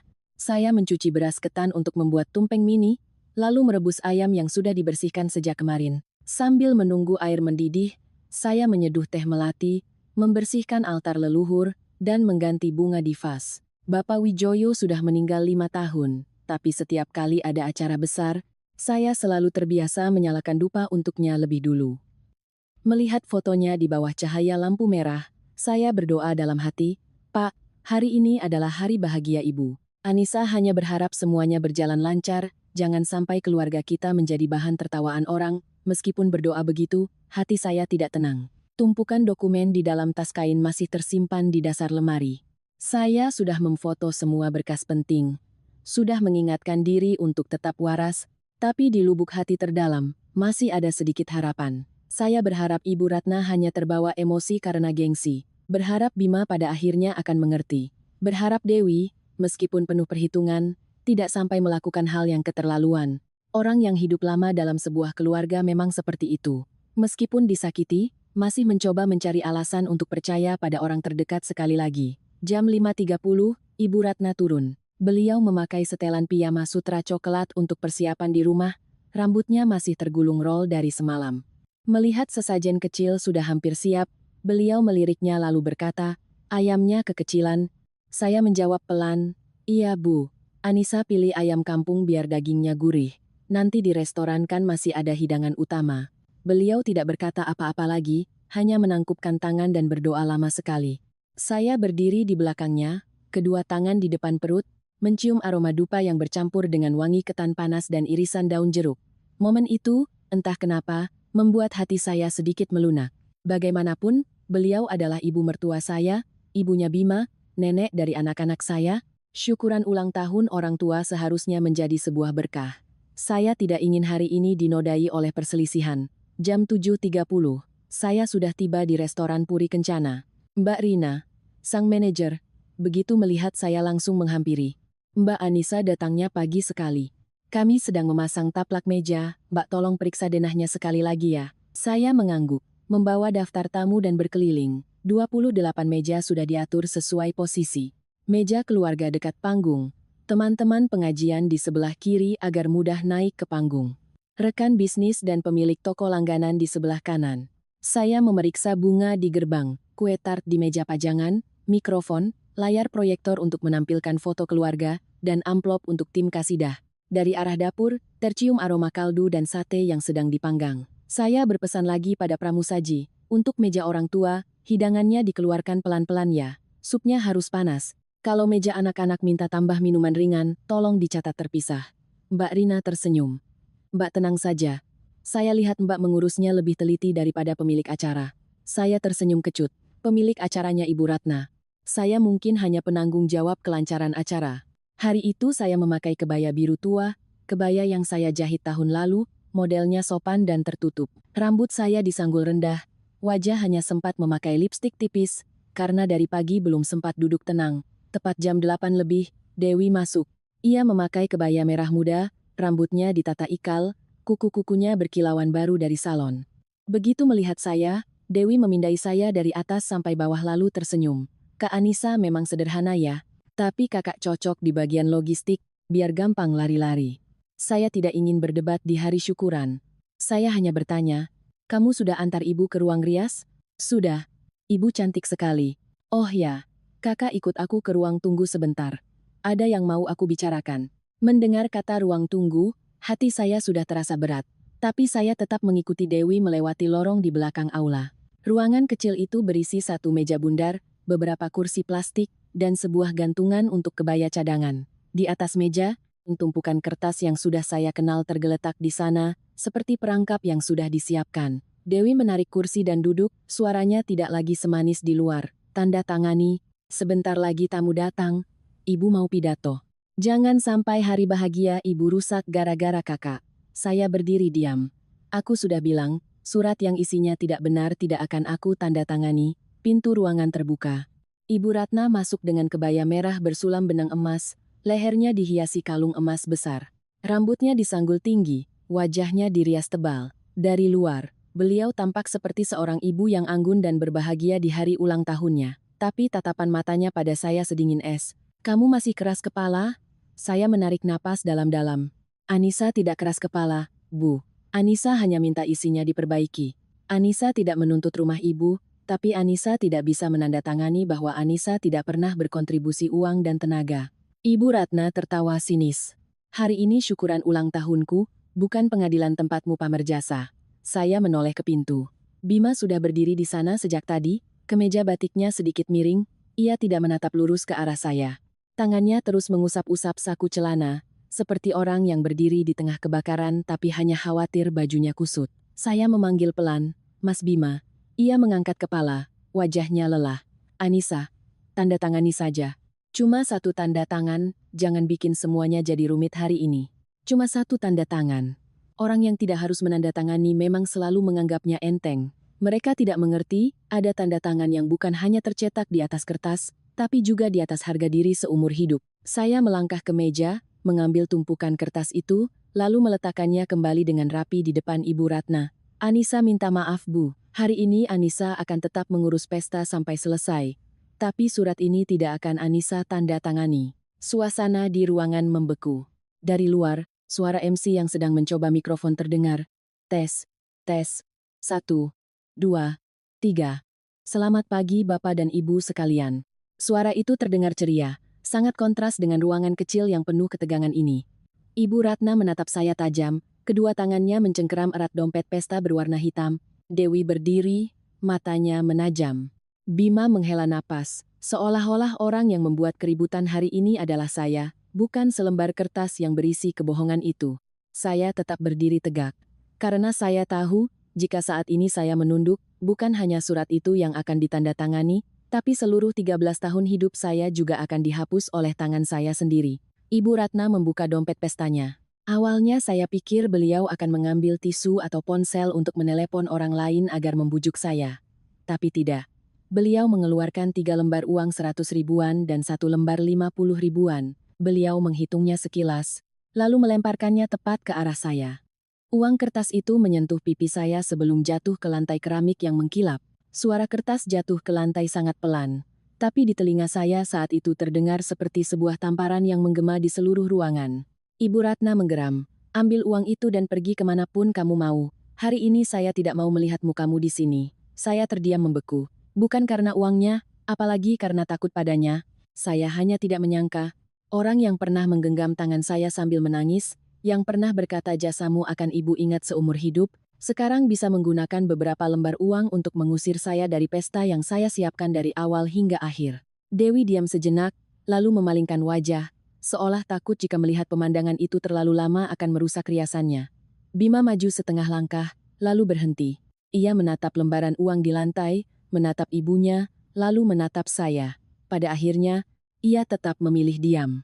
Tenggorokan saya terasa kering. Ibu mengusir Anissa dari pesta syukuran ibu. Ibu Ratna tertawa dingin. "Oh, kamu masih sadar ini pesta syukuranku? Kalau sadar, jangan berdiri di sini merusak acara. Sebelum jam 10 malam ini, kamu tidak boleh menginjakan kaki di rumah. Kalau tamu-tamu melihatmu lalu bertanya macam-macam, aku bisa malu." Saya menatapnya. Kebaya merah dengan sulaman angka 70 di dadanya tampak menyala di bawah lampu.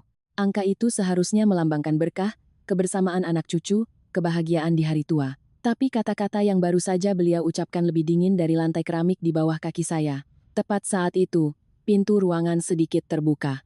Seorang pramusaji restoran yang membawa nampan teh lewat, mungkin hendak mengantar minuman untuk tim rias. Ia tertegun saat melihat lembaran uang di lantai, melihat wajah saya yang pucat pasi, melihat Ibu Ratna yang sedang menunjuk-nunjuk.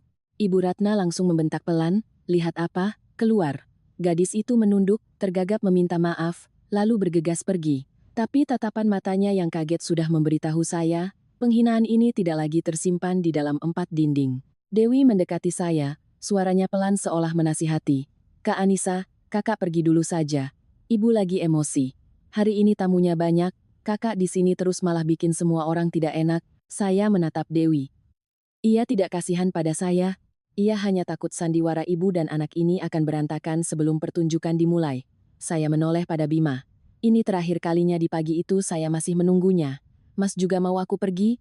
Bima mengerucutkan bibir, matanya memerah tapi tetap lemah, tetap menghindar seperti biasanya. "Kamu keluar dulu sementara ya. Nanti Mas telepon." "Ibu lagi marah, jangan diambil hati." Saya tertawa. Tawa yang begitu kering sampai saya sendiri merasa aneh. Dilempar uang ke wajah, dan Mas bilang jangan diambil hati. Ia menunduk, "Sudah cukup." Di dada kebaya saya saat itu tersemat sebuah pin nama kecil, Dewi yang menyiapkannya dari kemarin, katanya agar saat foto keluarga semua orang tahu posisinya. Di sana tertulis 3 kata, "Menantu sulung." Saya mengulurkan tangan, melepaskannya. Peniti kecil itu sedikit tersangkut di kain, meninggalkan goresan kecil di kebaya biru tua saya. Sakit, tapi goresan di baju masih lebih terlihat daripada goresan di hati. Saya meletakkan pin itu di atas meja, tepat di samping tumpukan surat yang belum ditandatangani. Status menantu sulung ini, hari ini Anissa kembalikan. Ibu butuh orang untuk melengkapi foto, bukan orang yang punya harga diri. Bibir Ibu Ratna gemetar karena marah. Jangan bicara kurang ajar begitu. Saya menatapnya, suara saya pelan tapi jelas. Anissa masih memanggil ibu-ibu. Tapi mulai hari ini, Anissa tidak akan lagi menjadi latar belakang untuk siapapun. Di luar, musik pembuka acara mulai terdengar. MC mencoba suaranya untuk terakhir kali. Tamu-tamu mulai berdatangan. Terdengar suara orang saling sapa, suara anak-anak berlarian, suara tawa para lansia.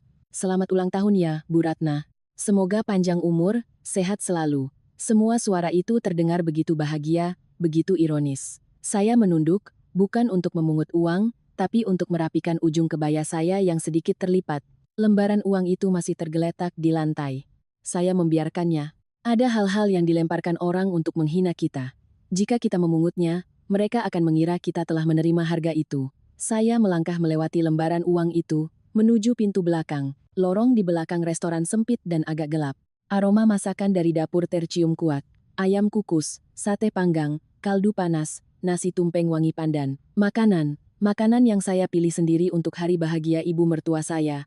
Tapi saya, orang yang mengurus setiap menu, setiap rangkaian bunga, setiap kartu undangan, justru diusir sebelum para tamu sempat duduk. Sampai di halaman belakang, matahari pagi menyinari lantai semen dengan terik. Saya mendengar dari depan aula suara MC yang lantang. Kami ucapkan selamat datang kepada para tamu undangan dan seluruh keluarga besar. Ponsel di saku kebaya saya bergetar. Itu Bima. Saya melihat layarnya menyala, lalu membiarkannya mati. Untuk pertama kalinya dalam 13 tahun, saya tidak berlari menyambut panggilan suami saya.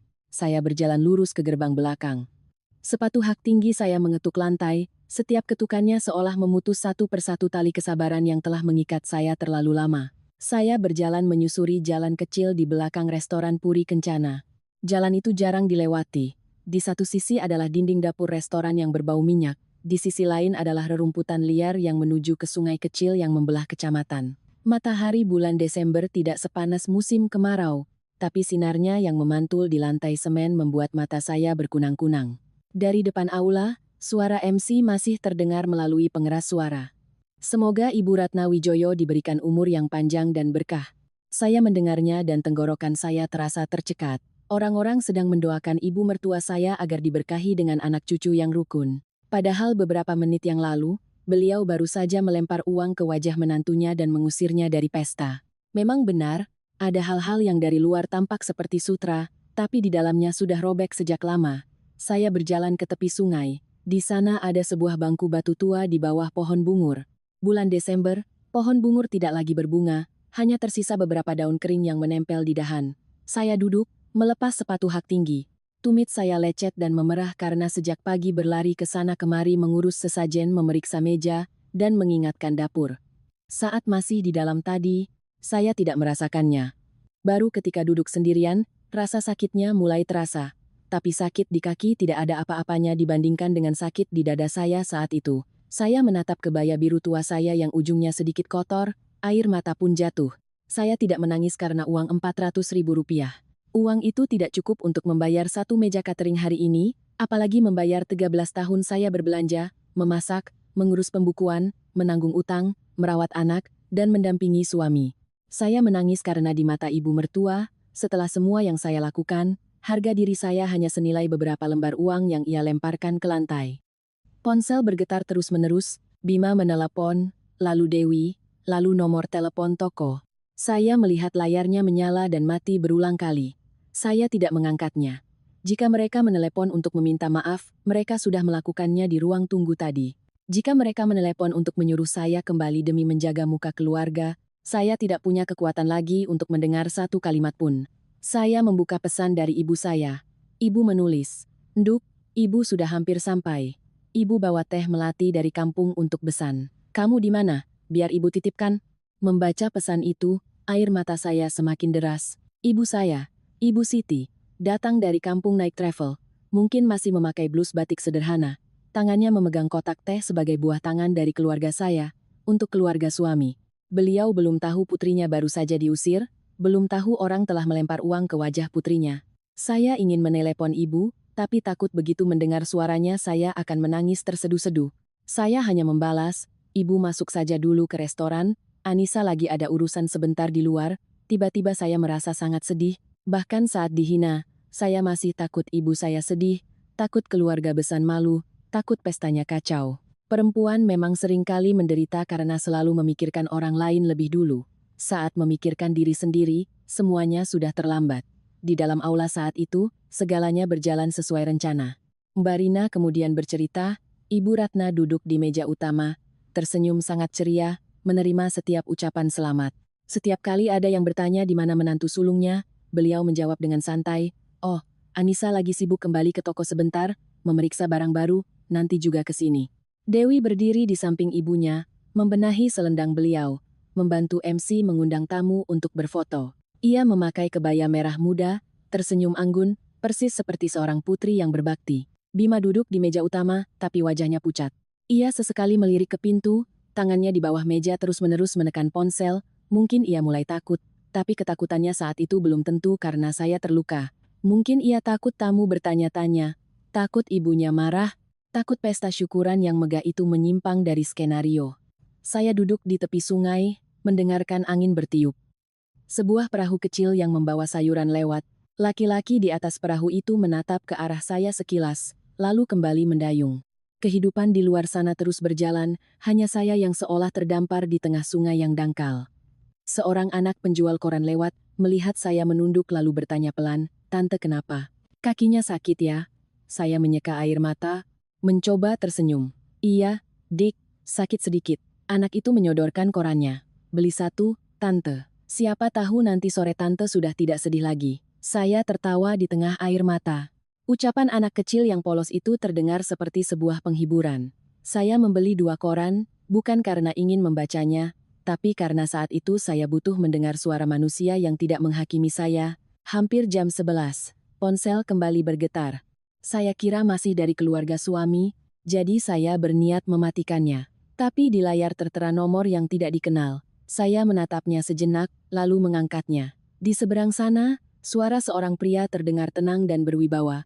"Selamat siang, apa benar ini dengan Ibu Anissa Wulandari?" "Saya Hartono dari PT Sentosa Elektronik." Saya langsung duduk tegak. "Iya, Pak, saya Anissa." Bapak Hartono berkata pelan, "Saya sedang berada di acara syukuran Ibu Ratna.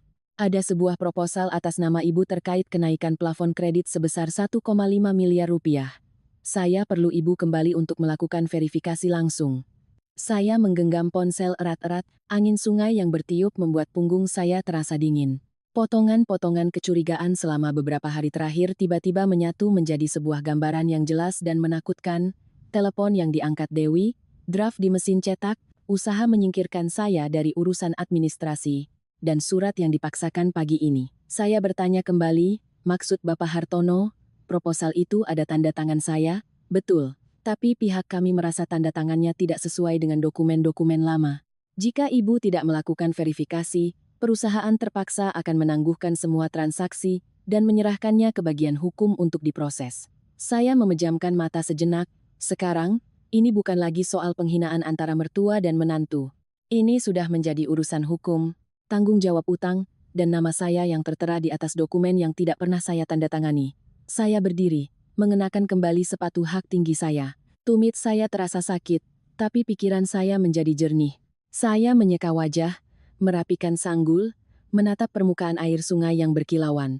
Kali ini saya kembali bukan karena mereka memanggil, saya kembali karena kebenaran sedang memanggil nama saya. Saya tidak langsung masuk ke aula. Saya berdiri di beranda belakang restoran, tangan masih memegang ponsel. Angin sungai membuat ujung kebaya biru tua saya sedikit bergoyang. Suara Bapak Hartono di seberang sana masih tenang, tapi setiap katanya sangat jelas. "Bu Anissa, hal ini memerlukan verifikasi langsung dari Ibu. Jika tanda tangan itu bukan milik Ibu, proposal ini tidak bisa diproses secara normal." Saya menelan ludah. "Baik, Pak, saya mengerti. Saya sudah di dekat restoran, saya akan segera masuk." Menutup telepon, saya terdiam sejenak. Saya melihat sepatu hak tinggi saya, melihat lecet di kaki, lalu ujung kebaya yang kotor. Sebagian dari diri saya ingin pergi sejauh mungkin, tapi bagian yang lain, bagian yang telah ditekan selama beberapa hari terakhir, justru menjadi sangat tenang. Mereka bisa mengusir saya dari pesta, bisa menyebut saya serakah, bisa melempar uang ke wajah saya. Tapi mereka tidak punya hak menggunakan tanda tangan saya untuk proposal senilai lebih dari 1 miliar rupiah. Saya mengambil tisu, menyeka wajah, merapikan sanggul. Lipstik saya sudah hampir pudar. Saya hanya punya satu lipstik kecil di dalam tas. Saya mengoleskannya tipis-tipis, bukan untuk terlihat cantik, tapi agar saat saya masuk ke sana, saya tidak terlihat seperti orang yang baru saja dikalahkan. Di dalam aula saat itu, pesta sedang memasuki acara potong tumpeng. Latar belakang panggung berwarna merah menyala, di tengahnya ada angka 70 berwarna emas, diapit oleh rangkaian bunga sedap malam dan anggrek. Di layar besar, foto Ibu Ratna yang memakai kebaya ungu ditampilkan, tersenyum anggun. Tim kasidah dari pengajian baru saja selesai menyanyikan lagu selamat ulang tahun, para tamu bertepuk tangan meriah. Ibu Ratna duduk di meja utama, bahunya disampirkan selendang brokat, lehernya dihiasi kalung emas, wajahnya ceria seolah tidak pernah terjadi apa-apa. Tepat saat itu, Bapak Hartono masuk. Beliau mengenakan kemeja batik lengan panjang, celana bahan hitam, perawakannya tenang. Di sampingnya ada seorang staf pria yang membawa tas kerja. Ibu Ratna begitu melihatnya langsung berdiri. Baginya, Direktur PT Sentosa Elektronik adalah tamu yang sangat terhormat. Toko Sinar Harapan bisa bertahan karena pasokan barang dari perusahaannya. Beliau melangkah menyambut, suaranya menjadi sangat manis. Wah, Pak Hartono, suatu kehormatan sekali. Bapak sibuk sekali tapi masih menyempatkan diri datang ke syukuran saya. Keluarga kami benar-benar merasa terhormat. Bapak Hartono menjabat tangannya dengan sopan. Selamat ulang tahun, Bu Ratna. Semoga sehat selalu. Hari ini saya datang selain untuk memberikan selamat, juga ada sedikit urusan dengan pihak toko. Ibu Ratna masih tersenyum. Oh, tentu Pak. Nanti Bapak bisa bicara dengan Bima. Dia putra sulung saya yang sekarang mengelola toko. Bima bergegas berdiri dan menarik kursi. Silakan duduk di meja utama, Pak Hartono. Tetapi Bapak Hartono tidak duduk. Beliau memandang ke sekeliling aula. Matanya menyapu meja keluarga, meja rekan bisnis, meja teman-teman pengajian, lalu berhenti di kursi kosong di samping Bima. Kursi yang seharusnya saya duduki jika sesuai dengan denah awal. Beliau bertanya, maaf, saya mau tanya, Bu Anissa di mana? Suara tawa dan obrolan di meja utama terhenti. Ibu Ratna berkedip, lalu tersenyum kaku dengan cepat. Oh Anissa, dia sedang ada urusan sebentar di toko, nanti juga datang. Bapak Hartono menatapnya, lalu menatap Bima. Hari ini syukuran ibu mertuanya. Menantu sulung yang selama ini menjadi kontak utama dengan PT Sentosa, kenapa tidak ada di meja utama? Bima menelan ludah. Istri saya. Sedang ada urusan mendadak, Pak. Dewi yang berdiri di dekat panggung segera turun, senyumnya masih dipaksakan agar terlihat anggun. Pak Hartono, mohon dimaklumi. Kak Anissa itu orangnya sangat perfeksionis, mungkin sedang memeriksa persiapan di belakang. Silakan duduk, Pak. Nanti saya panggilkan. Bapak Hartono meletakkan tas kerjanya di atas meja.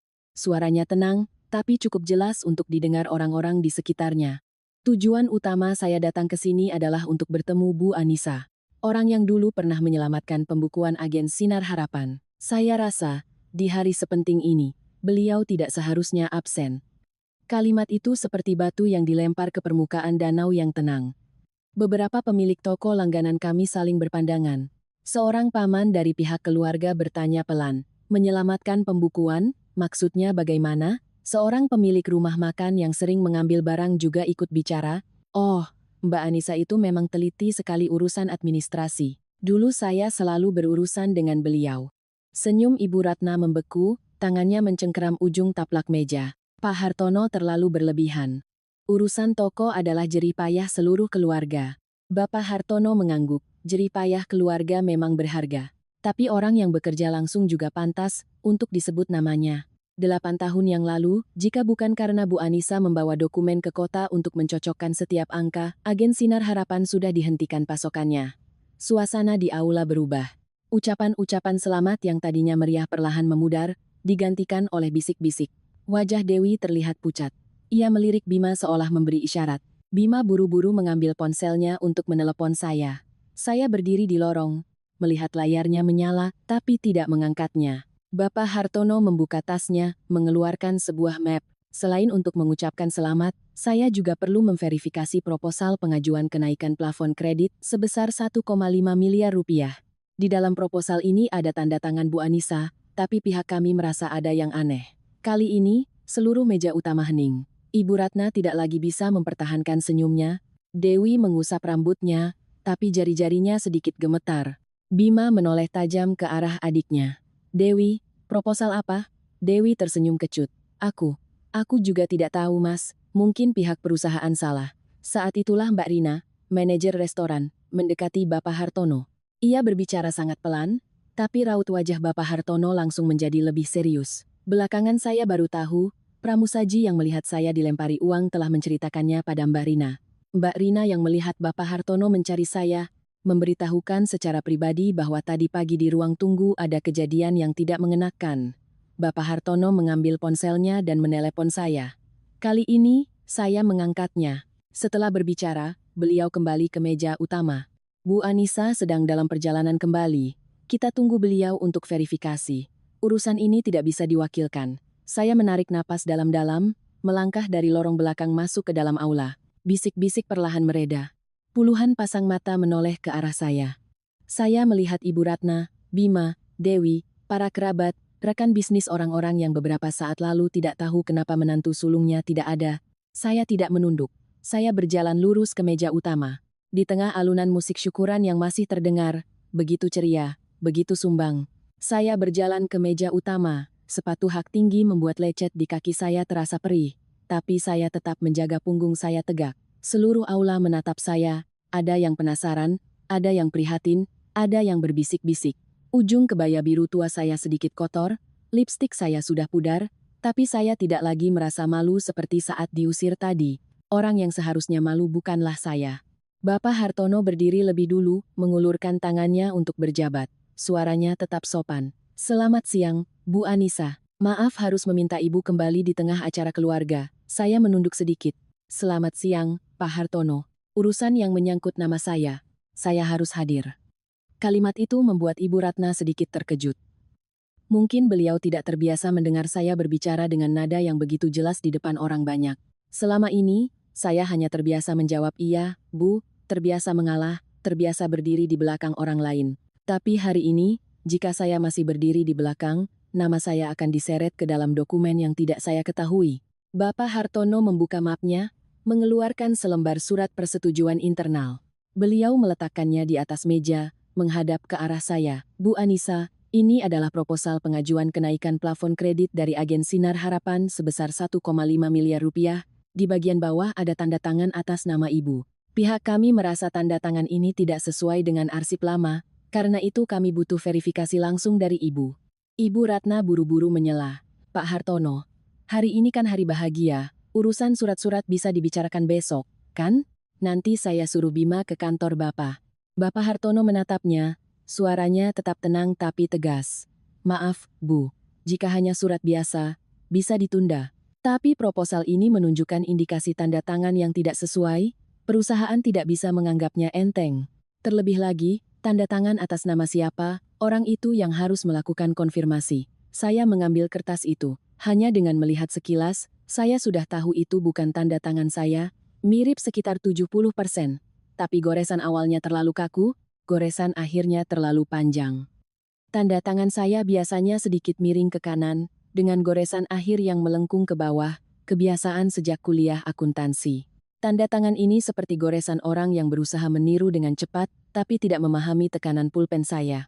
Bima berdiri di samping saya, wajahnya pucat pasi. Anissa, kamu tanda tangan proposal ini? Saya tidak menatapnya. Saya menatap kertas itu, lalu menatap lurus ke arah Bapak Hartono. Tidak, tanda tangan ini bukan milik saya. Saya tidak pernah menandatangani proposal pengajuan kenaikan plafon kredit sebesar 1,5 miliar rupiah. Suara bisik-bisik menyebar dari meja-meja di dekat panggung. Ada yang meletakkan sendok, ada yang memiringkan kepala menatap Dewi. Beberapa paman dan bibi dari keluarga Wijoyo menatap Ibu Ratna, lalu menatap saya. Pesta yang tadinya disiapkan untuk memamerkan nama baik keluarga, sekarang justru nama baik itulah yang sedang dipertaruhkan. Dewi melangkah maju, suaranya mencoba tetap tenang. Mungkin kakak lupa. Beberapa hari ini kan banyak surat-surat, mungkin kakak salah tanda tangan lalu tidak ingat. Saya menoleh padanya.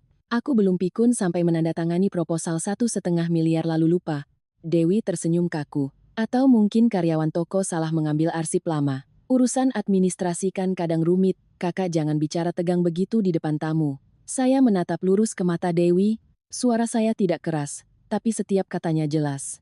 Karyawan mana yang tahu cara mengambil contoh tanda tanganku dari nota pembelian lama di lemari arsip?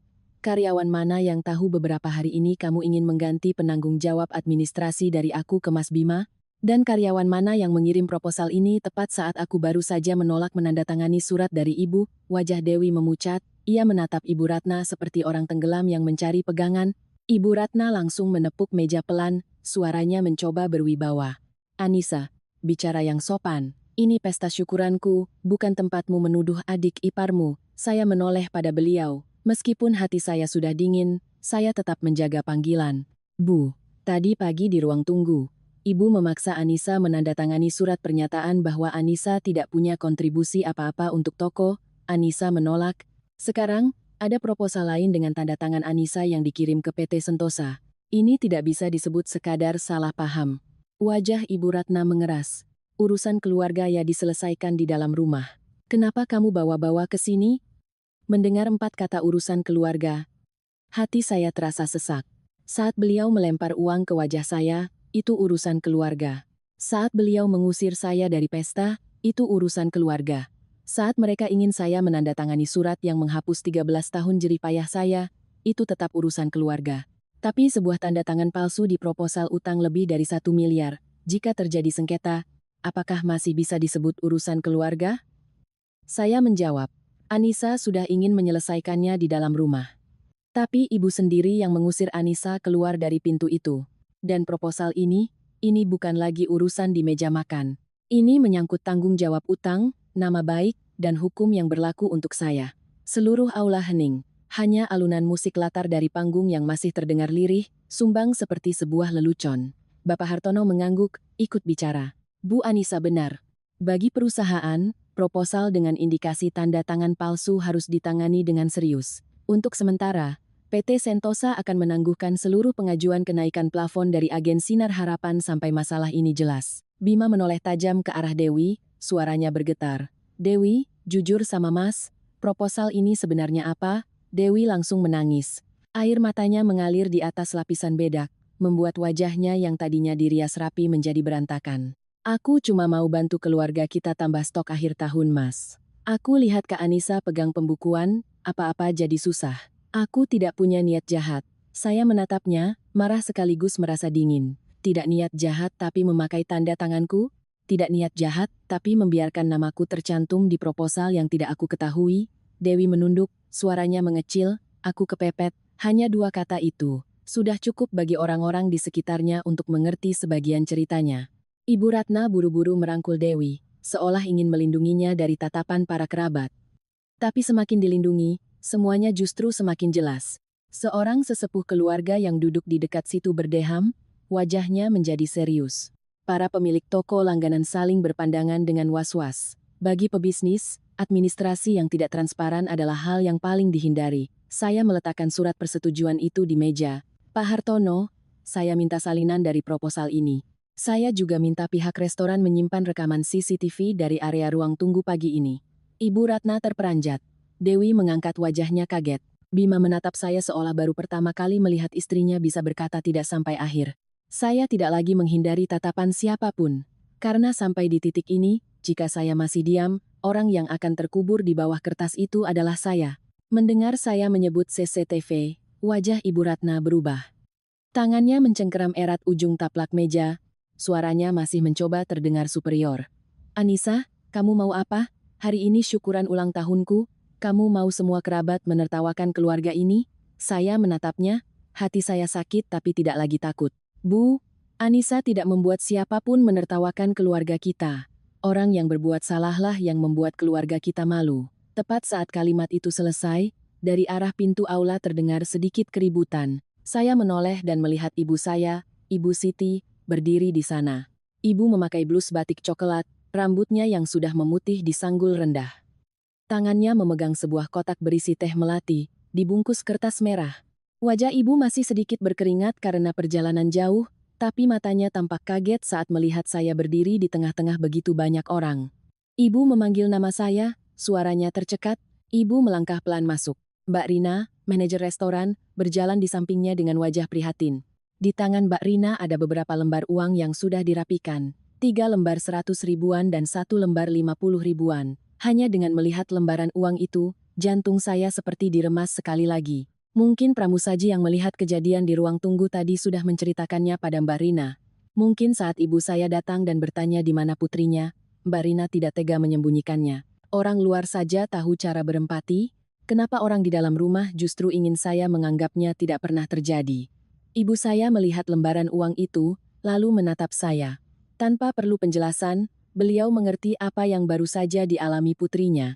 Ibu tidak menangis, tidak berteriak, tidak membuat keributan. Beliau berjalan ke meja utama, meletakkan kotak teh di atasnya, lalu mengambil lembaran uang dari tangan Mbak Rina. Beliau meletakkannya tepat di depan Ibu Ratna.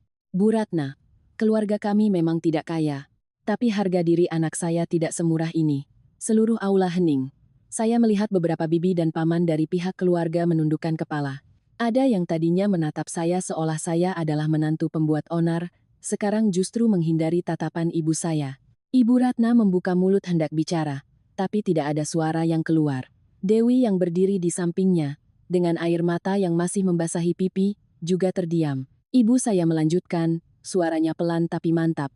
Hari ini saya datang untuk syukuran ulang tahun ibu, membawa oleh-oleh teh dari kampung. Saya tidak menyangka, baru sampai di sini saya dengar anak saya diusir dari pesta, dilempari uang ke wajahnya. Anak saya menjadi menantu di keluarga ibu.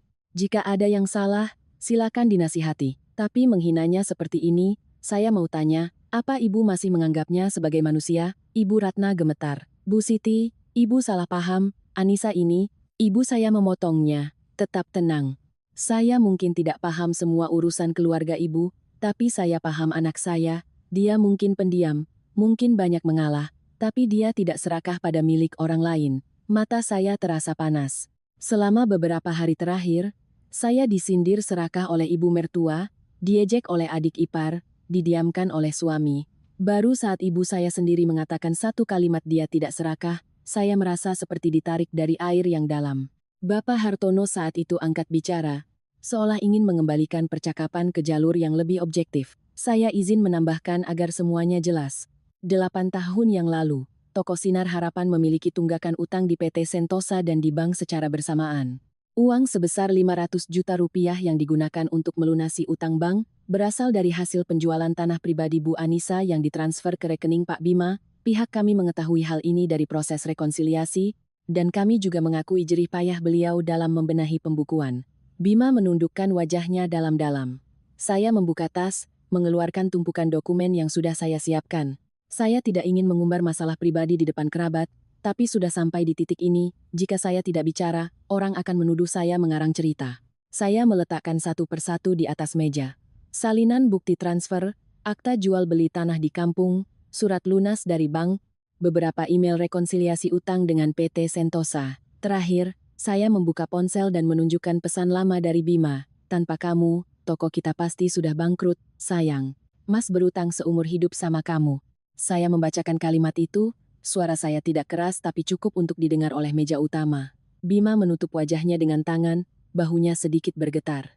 Anissa, Mas minta maaf. Saya menatapnya, pria yang pernah saya cintai itu duduk di sana, tidak berdaya di antara ibu dan istrinya, di antara kebenaran dan kebiasaan diamnya. Mas minta maaf untuk hari ini, ia mengangkat kepala, matanya memerah. Mas salah, Mas tahu kamu punya jasa. Mas hanya tidak menyangka semuanya akan jadi sejauh ini. Saya tersenyum sedih. Mas tidak menyangka karena Mas terbiasa membiarkan aku menanggungnya sendiri. Kesalahan Mas bukan hanya karena Mas diam saat ibumu melempar uang ke wajahku. Kesalahan Mas adalah selama 13 tahun ini, setiap kali aku butuh Mas mengatakan satu kalimat yang adil, Mas selalu menyuruhku untuk sabar. Bima menunduk, tidak bisa membantah. Dewi yang berdiri di sampingnya tiba-tiba menangis lebih kencang. Kak Anissa, aku tahu aku salah. Tapi aku kepepet. Penagih utang mengejarku, toko kosmetikku mau bangkrut. Aku hanya berpikir meminjam reputasi toko untuk sementara. Aku tidak bermaksud mencelakai kakak. Saya menoleh pada Dewi. Adik ipar yang pernah memanggil saya kakak iparku yang hebat dengan suara manis, yang pernah menyindir saya kampungan, yang pernah berusaha menyingkirkan saya dari pembukuan, sekarang berdiri di sana menangis seolah dialah korban yang paling malang. Kamu tidak mau mencelakaiku, tapi kamu memakai tanda tanganku. Kalau utang 1,5 miliar itu bermasalah, siapa yang akan dipanggil pertama kali? Aku, Dewi terisak. Maafkan aku kali ini, Kak. Bagaimanapun kita kan keluarga. Saya menatapnya lama sekali. Keluarga bukan berarti boleh memasukkan tanda tangan. Keluarga juga bukan berarti boleh mengorbankan satu orang demi menyelamatkan yang lain. Ibu Ratna merangkul Dewi, suaranya melemah. Anissa, ibu mohon padamu. Ibu mohon, kalau masalah ini sampai tersebar, adikmu bisa hancur. Mendengar beliau mengubah panggilannya dari kamu menjadi ibu mohon, hati saya terasa sangat pedih. Ternyata untuk bisa dianggap berharga, saya harus berdiri di tengah aula dengan setumpuk bukti di tangan. Saya menjawab, Anissa tidak ingin siapapun hancur. Anissa hanya ingin kebenaran ditegakkan. Ibu saya melangkah maju, meletakkan tangannya di bahu saya. Tangannya kurus, kapalan, tapi hangat. Kehangatan itu hampir membuat saya menangis, tapi saya menahannya. Saya sudah cukup menangis di tepi sungai tadi. Di sini, saya harus waras. Bapak Hartono mengumpulkan kembali proposalnya dan berkata dengan jelas, PT Sentosa akan menangguhkan pengajuan kenaikan plafon. Kami memerlukan surat pernyataan resmi dari Bu Anissa dan akan melakukan peninjauan ulang terhadap agen Sinar Harapan mengenai dugaan pemalsuan tanda tangan. Jika keluarga bisa menyelesaikannya secara hukum, sebaiknya segera dilakukan. Jika terus dihindari, perusahaan terpaksa akan melibatkan tim legal. Tidak ada lagi yang membahas soal pidato pembagian harta, tidak ada yang menuduh saya serakah. Tidak ada yang bertanya kenapa menantu sulungnya tidak ada di meja utama. Saya mengumpulkan kembali dokumen-dokumen saya, satu persatu. Saat memasukkan salinan terakhir ke dalam tas, saya melihat Ibu Ratna menatap saya dengan tatapan yang sangat berbeda. Bukan lagi meremehkan, belum tentu juga menyesal. Mungkin itu pertama kalinya beliau sadar, menantu yang beliau kira bisa dipaksa diam, ternyata memegang cukup banyak kebenaran untuk berdiri tegak. Ibu saya mengambil kotak teh itu, lalu meletakkannya kembali di atas meja. Teh ini saya bawa untuk syukuran ulang tahun ibu. Orang tua panjang umur itu berkah, tapi berkah itu harus diiringi dengan kebijaksanaan. Semoga ibu mengerti. Ibu Ratna menunduk, tidak menjawab. Saya memegang tangan ibu. Kami berdua, ibu dan anak, berdiri di tengah aula. Tidak ada keributan, tidak ada gebrakan meja. Tapi saya tahu, setelah ucapan ibu saya, aula hening untuk waktu yang lama. Di panggung, layar masih menampilkan foto Ibu Ratna yang tersenyum anggun. Di meja utama, beliau duduk membeku, kedua tangannya di atas pangkuan sedikit gemetar. Dewi menunduk dalam-dalam. Riasannya luntur karena air mata. Bima menatap saya, ingin mengatakan sesuatu, tapi mungkin ia sadar sudah terlambat untuk memperbaiki semuanya hanya dengan beberapa kata maaf. Saya tidak ingin bicara lagi untuk menyakiti siapapun. Saya hanya menoleh pada Mbak Rina, manajer restoran. Mbak Rina, tolong simpan rekaman CCTV dari area ruang tunggu pagi ini ya. Jika nanti diperlukan untuk bukti, saya izin untuk memintanya sesuai prosedur. Mbak Rina mengangguk cepat. Tentu Mbak, saya akan sampaikan pada pemilik restoran untuk menyimpan filenya. Saya menatap Bapak Hartono. Pak, mohon berikan saya salinan proposal dengan tanda tangan yang diduga palsu itu. Saya akan membuat surat pernyataan resmi bahwa itu bukan tanda tangan saya. Bapak Hartono menjawab, tentu, Bu Anissa, silakan selesaikan dengan tenang. Pebisnis yang jujur tidak akan takut pada kebenaran. Kalimat itu membuat hidung saya terasa perih. Selama 13 tahun di rumah suami, saya mendambakan satu orang terdekat mengatakan hal itu pada saya, tapi tidak pernah ada. Akhirnya, orang yang pertama kali memberikan keadilan pada saya justru orang luar. Ibu saya meletakkan kotak teh di atas meja di depan Ibu Ratna sebagai tanda hormat terakhir. Beliau tidak memarahi lagi. Tidak mengungkit kesalahan, ibu hanya menoleh pada saya. Ayo pulang, Duk. Dua kata itu begitu singkat, tapi terasa sehangat atap rumah di tengah hujan. Saya mengangguk. Bima berdiri. Anissa, tunggu. Jangan pergi. Mas antar kamu pulang. Mas tahu masalah. Saya menatapnya. Pria itu pernah menjadi suami saya, ayah dari anak-anak saya, orang yang pernah berjuang bersama saya saat toko dililit utang. Saya tidak berhenti mencintainya dalam satu pagi, tapi cinta bukan berarti terus membiarkan diri diinjak-injak. Hari ini aku tidak akan pulang ke rumah itu. Bukan karena ibu melarangku sebelum jam 10 malam, tapi karena aku tidak mau masuk ke tempat di mana orang hanya mengingatku saat mereka butuh sandaran. Bima tertegun. Ibu Ratna gemetar. Anissa, ibu tadi emosi, jadi salah bicara. Jangan diperpanjang lagi. Anggap saja kamu kasihan pada ibu yang sudah tua ini. Saya menoleh pada beliau. Pertama kalinya hari itu, beliau memanggil saya dengan nada yang tulus. Bukan karena sandiwara di depan tamu, tapi karena beliau benar-benar takut. Anissa pernah sangat sayang pada ibu. Karena sayang, Anissa sabar. Karena sayang, Anissa siapkan setiap detail pesta hari ini. Tapi sayang bukan berarti Anissa rela ibu melempar uang ke wajah Anissa lalu menganggapnya tidak pernah terjadi. Beliau menunduk. Tidak ada yang bertepuk tangan, tidak ada yang bersorak, tapi keheningan saat itu bagi saya sudah menjadi jawaban. Saya dan ibu meninggalkan aula. Kali ini saya tidak lewat pintu belakang. Saya berjalan melalui pintu utama, melewati meja-meja tamu yang tadi berbisik-bisik. Beberapa orang tua menatap saya dengan iba. Ada yang mengangguk pelan, seolah mengatakan saya telah melakukan hal yang benar. Saya tidak butuh pembelaan yang riuh. Cukup mereka mengerti. Saya bukanlah menantu serakah seperti yang pernah disindirkan oleh Ibu Ratna.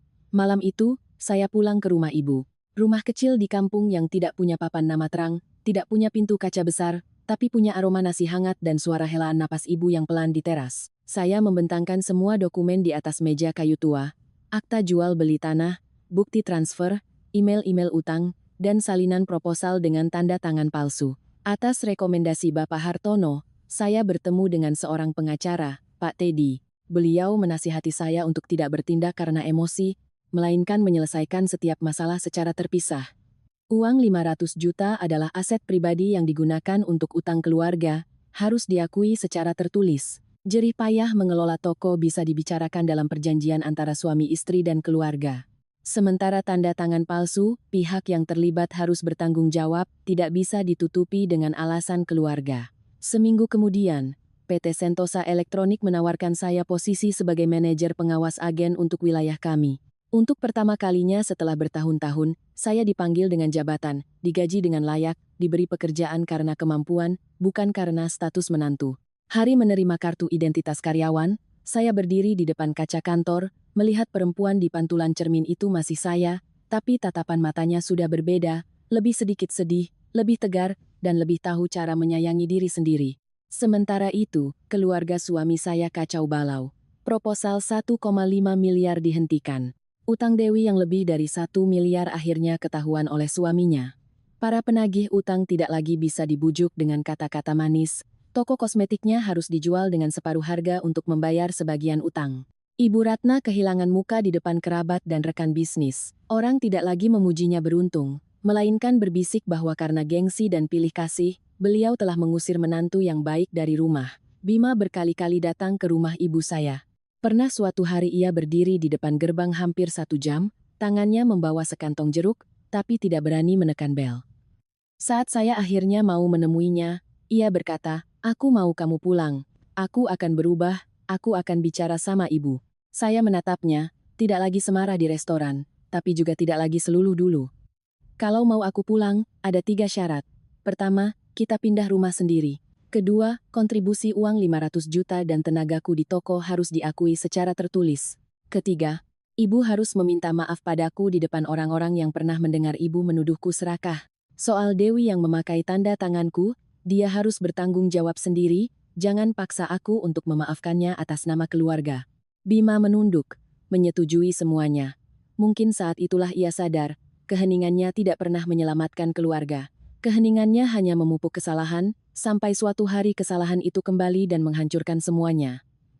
Sebulan kemudian, Ibu Ratna datang ke rumah ibu saya. Hari itu, beliau tidak memakai kebaya merah, tidak memakai perhiasan. Beliau memakai setelan baju sederhana berwarna coklat, rambutnya tampak lebih putih.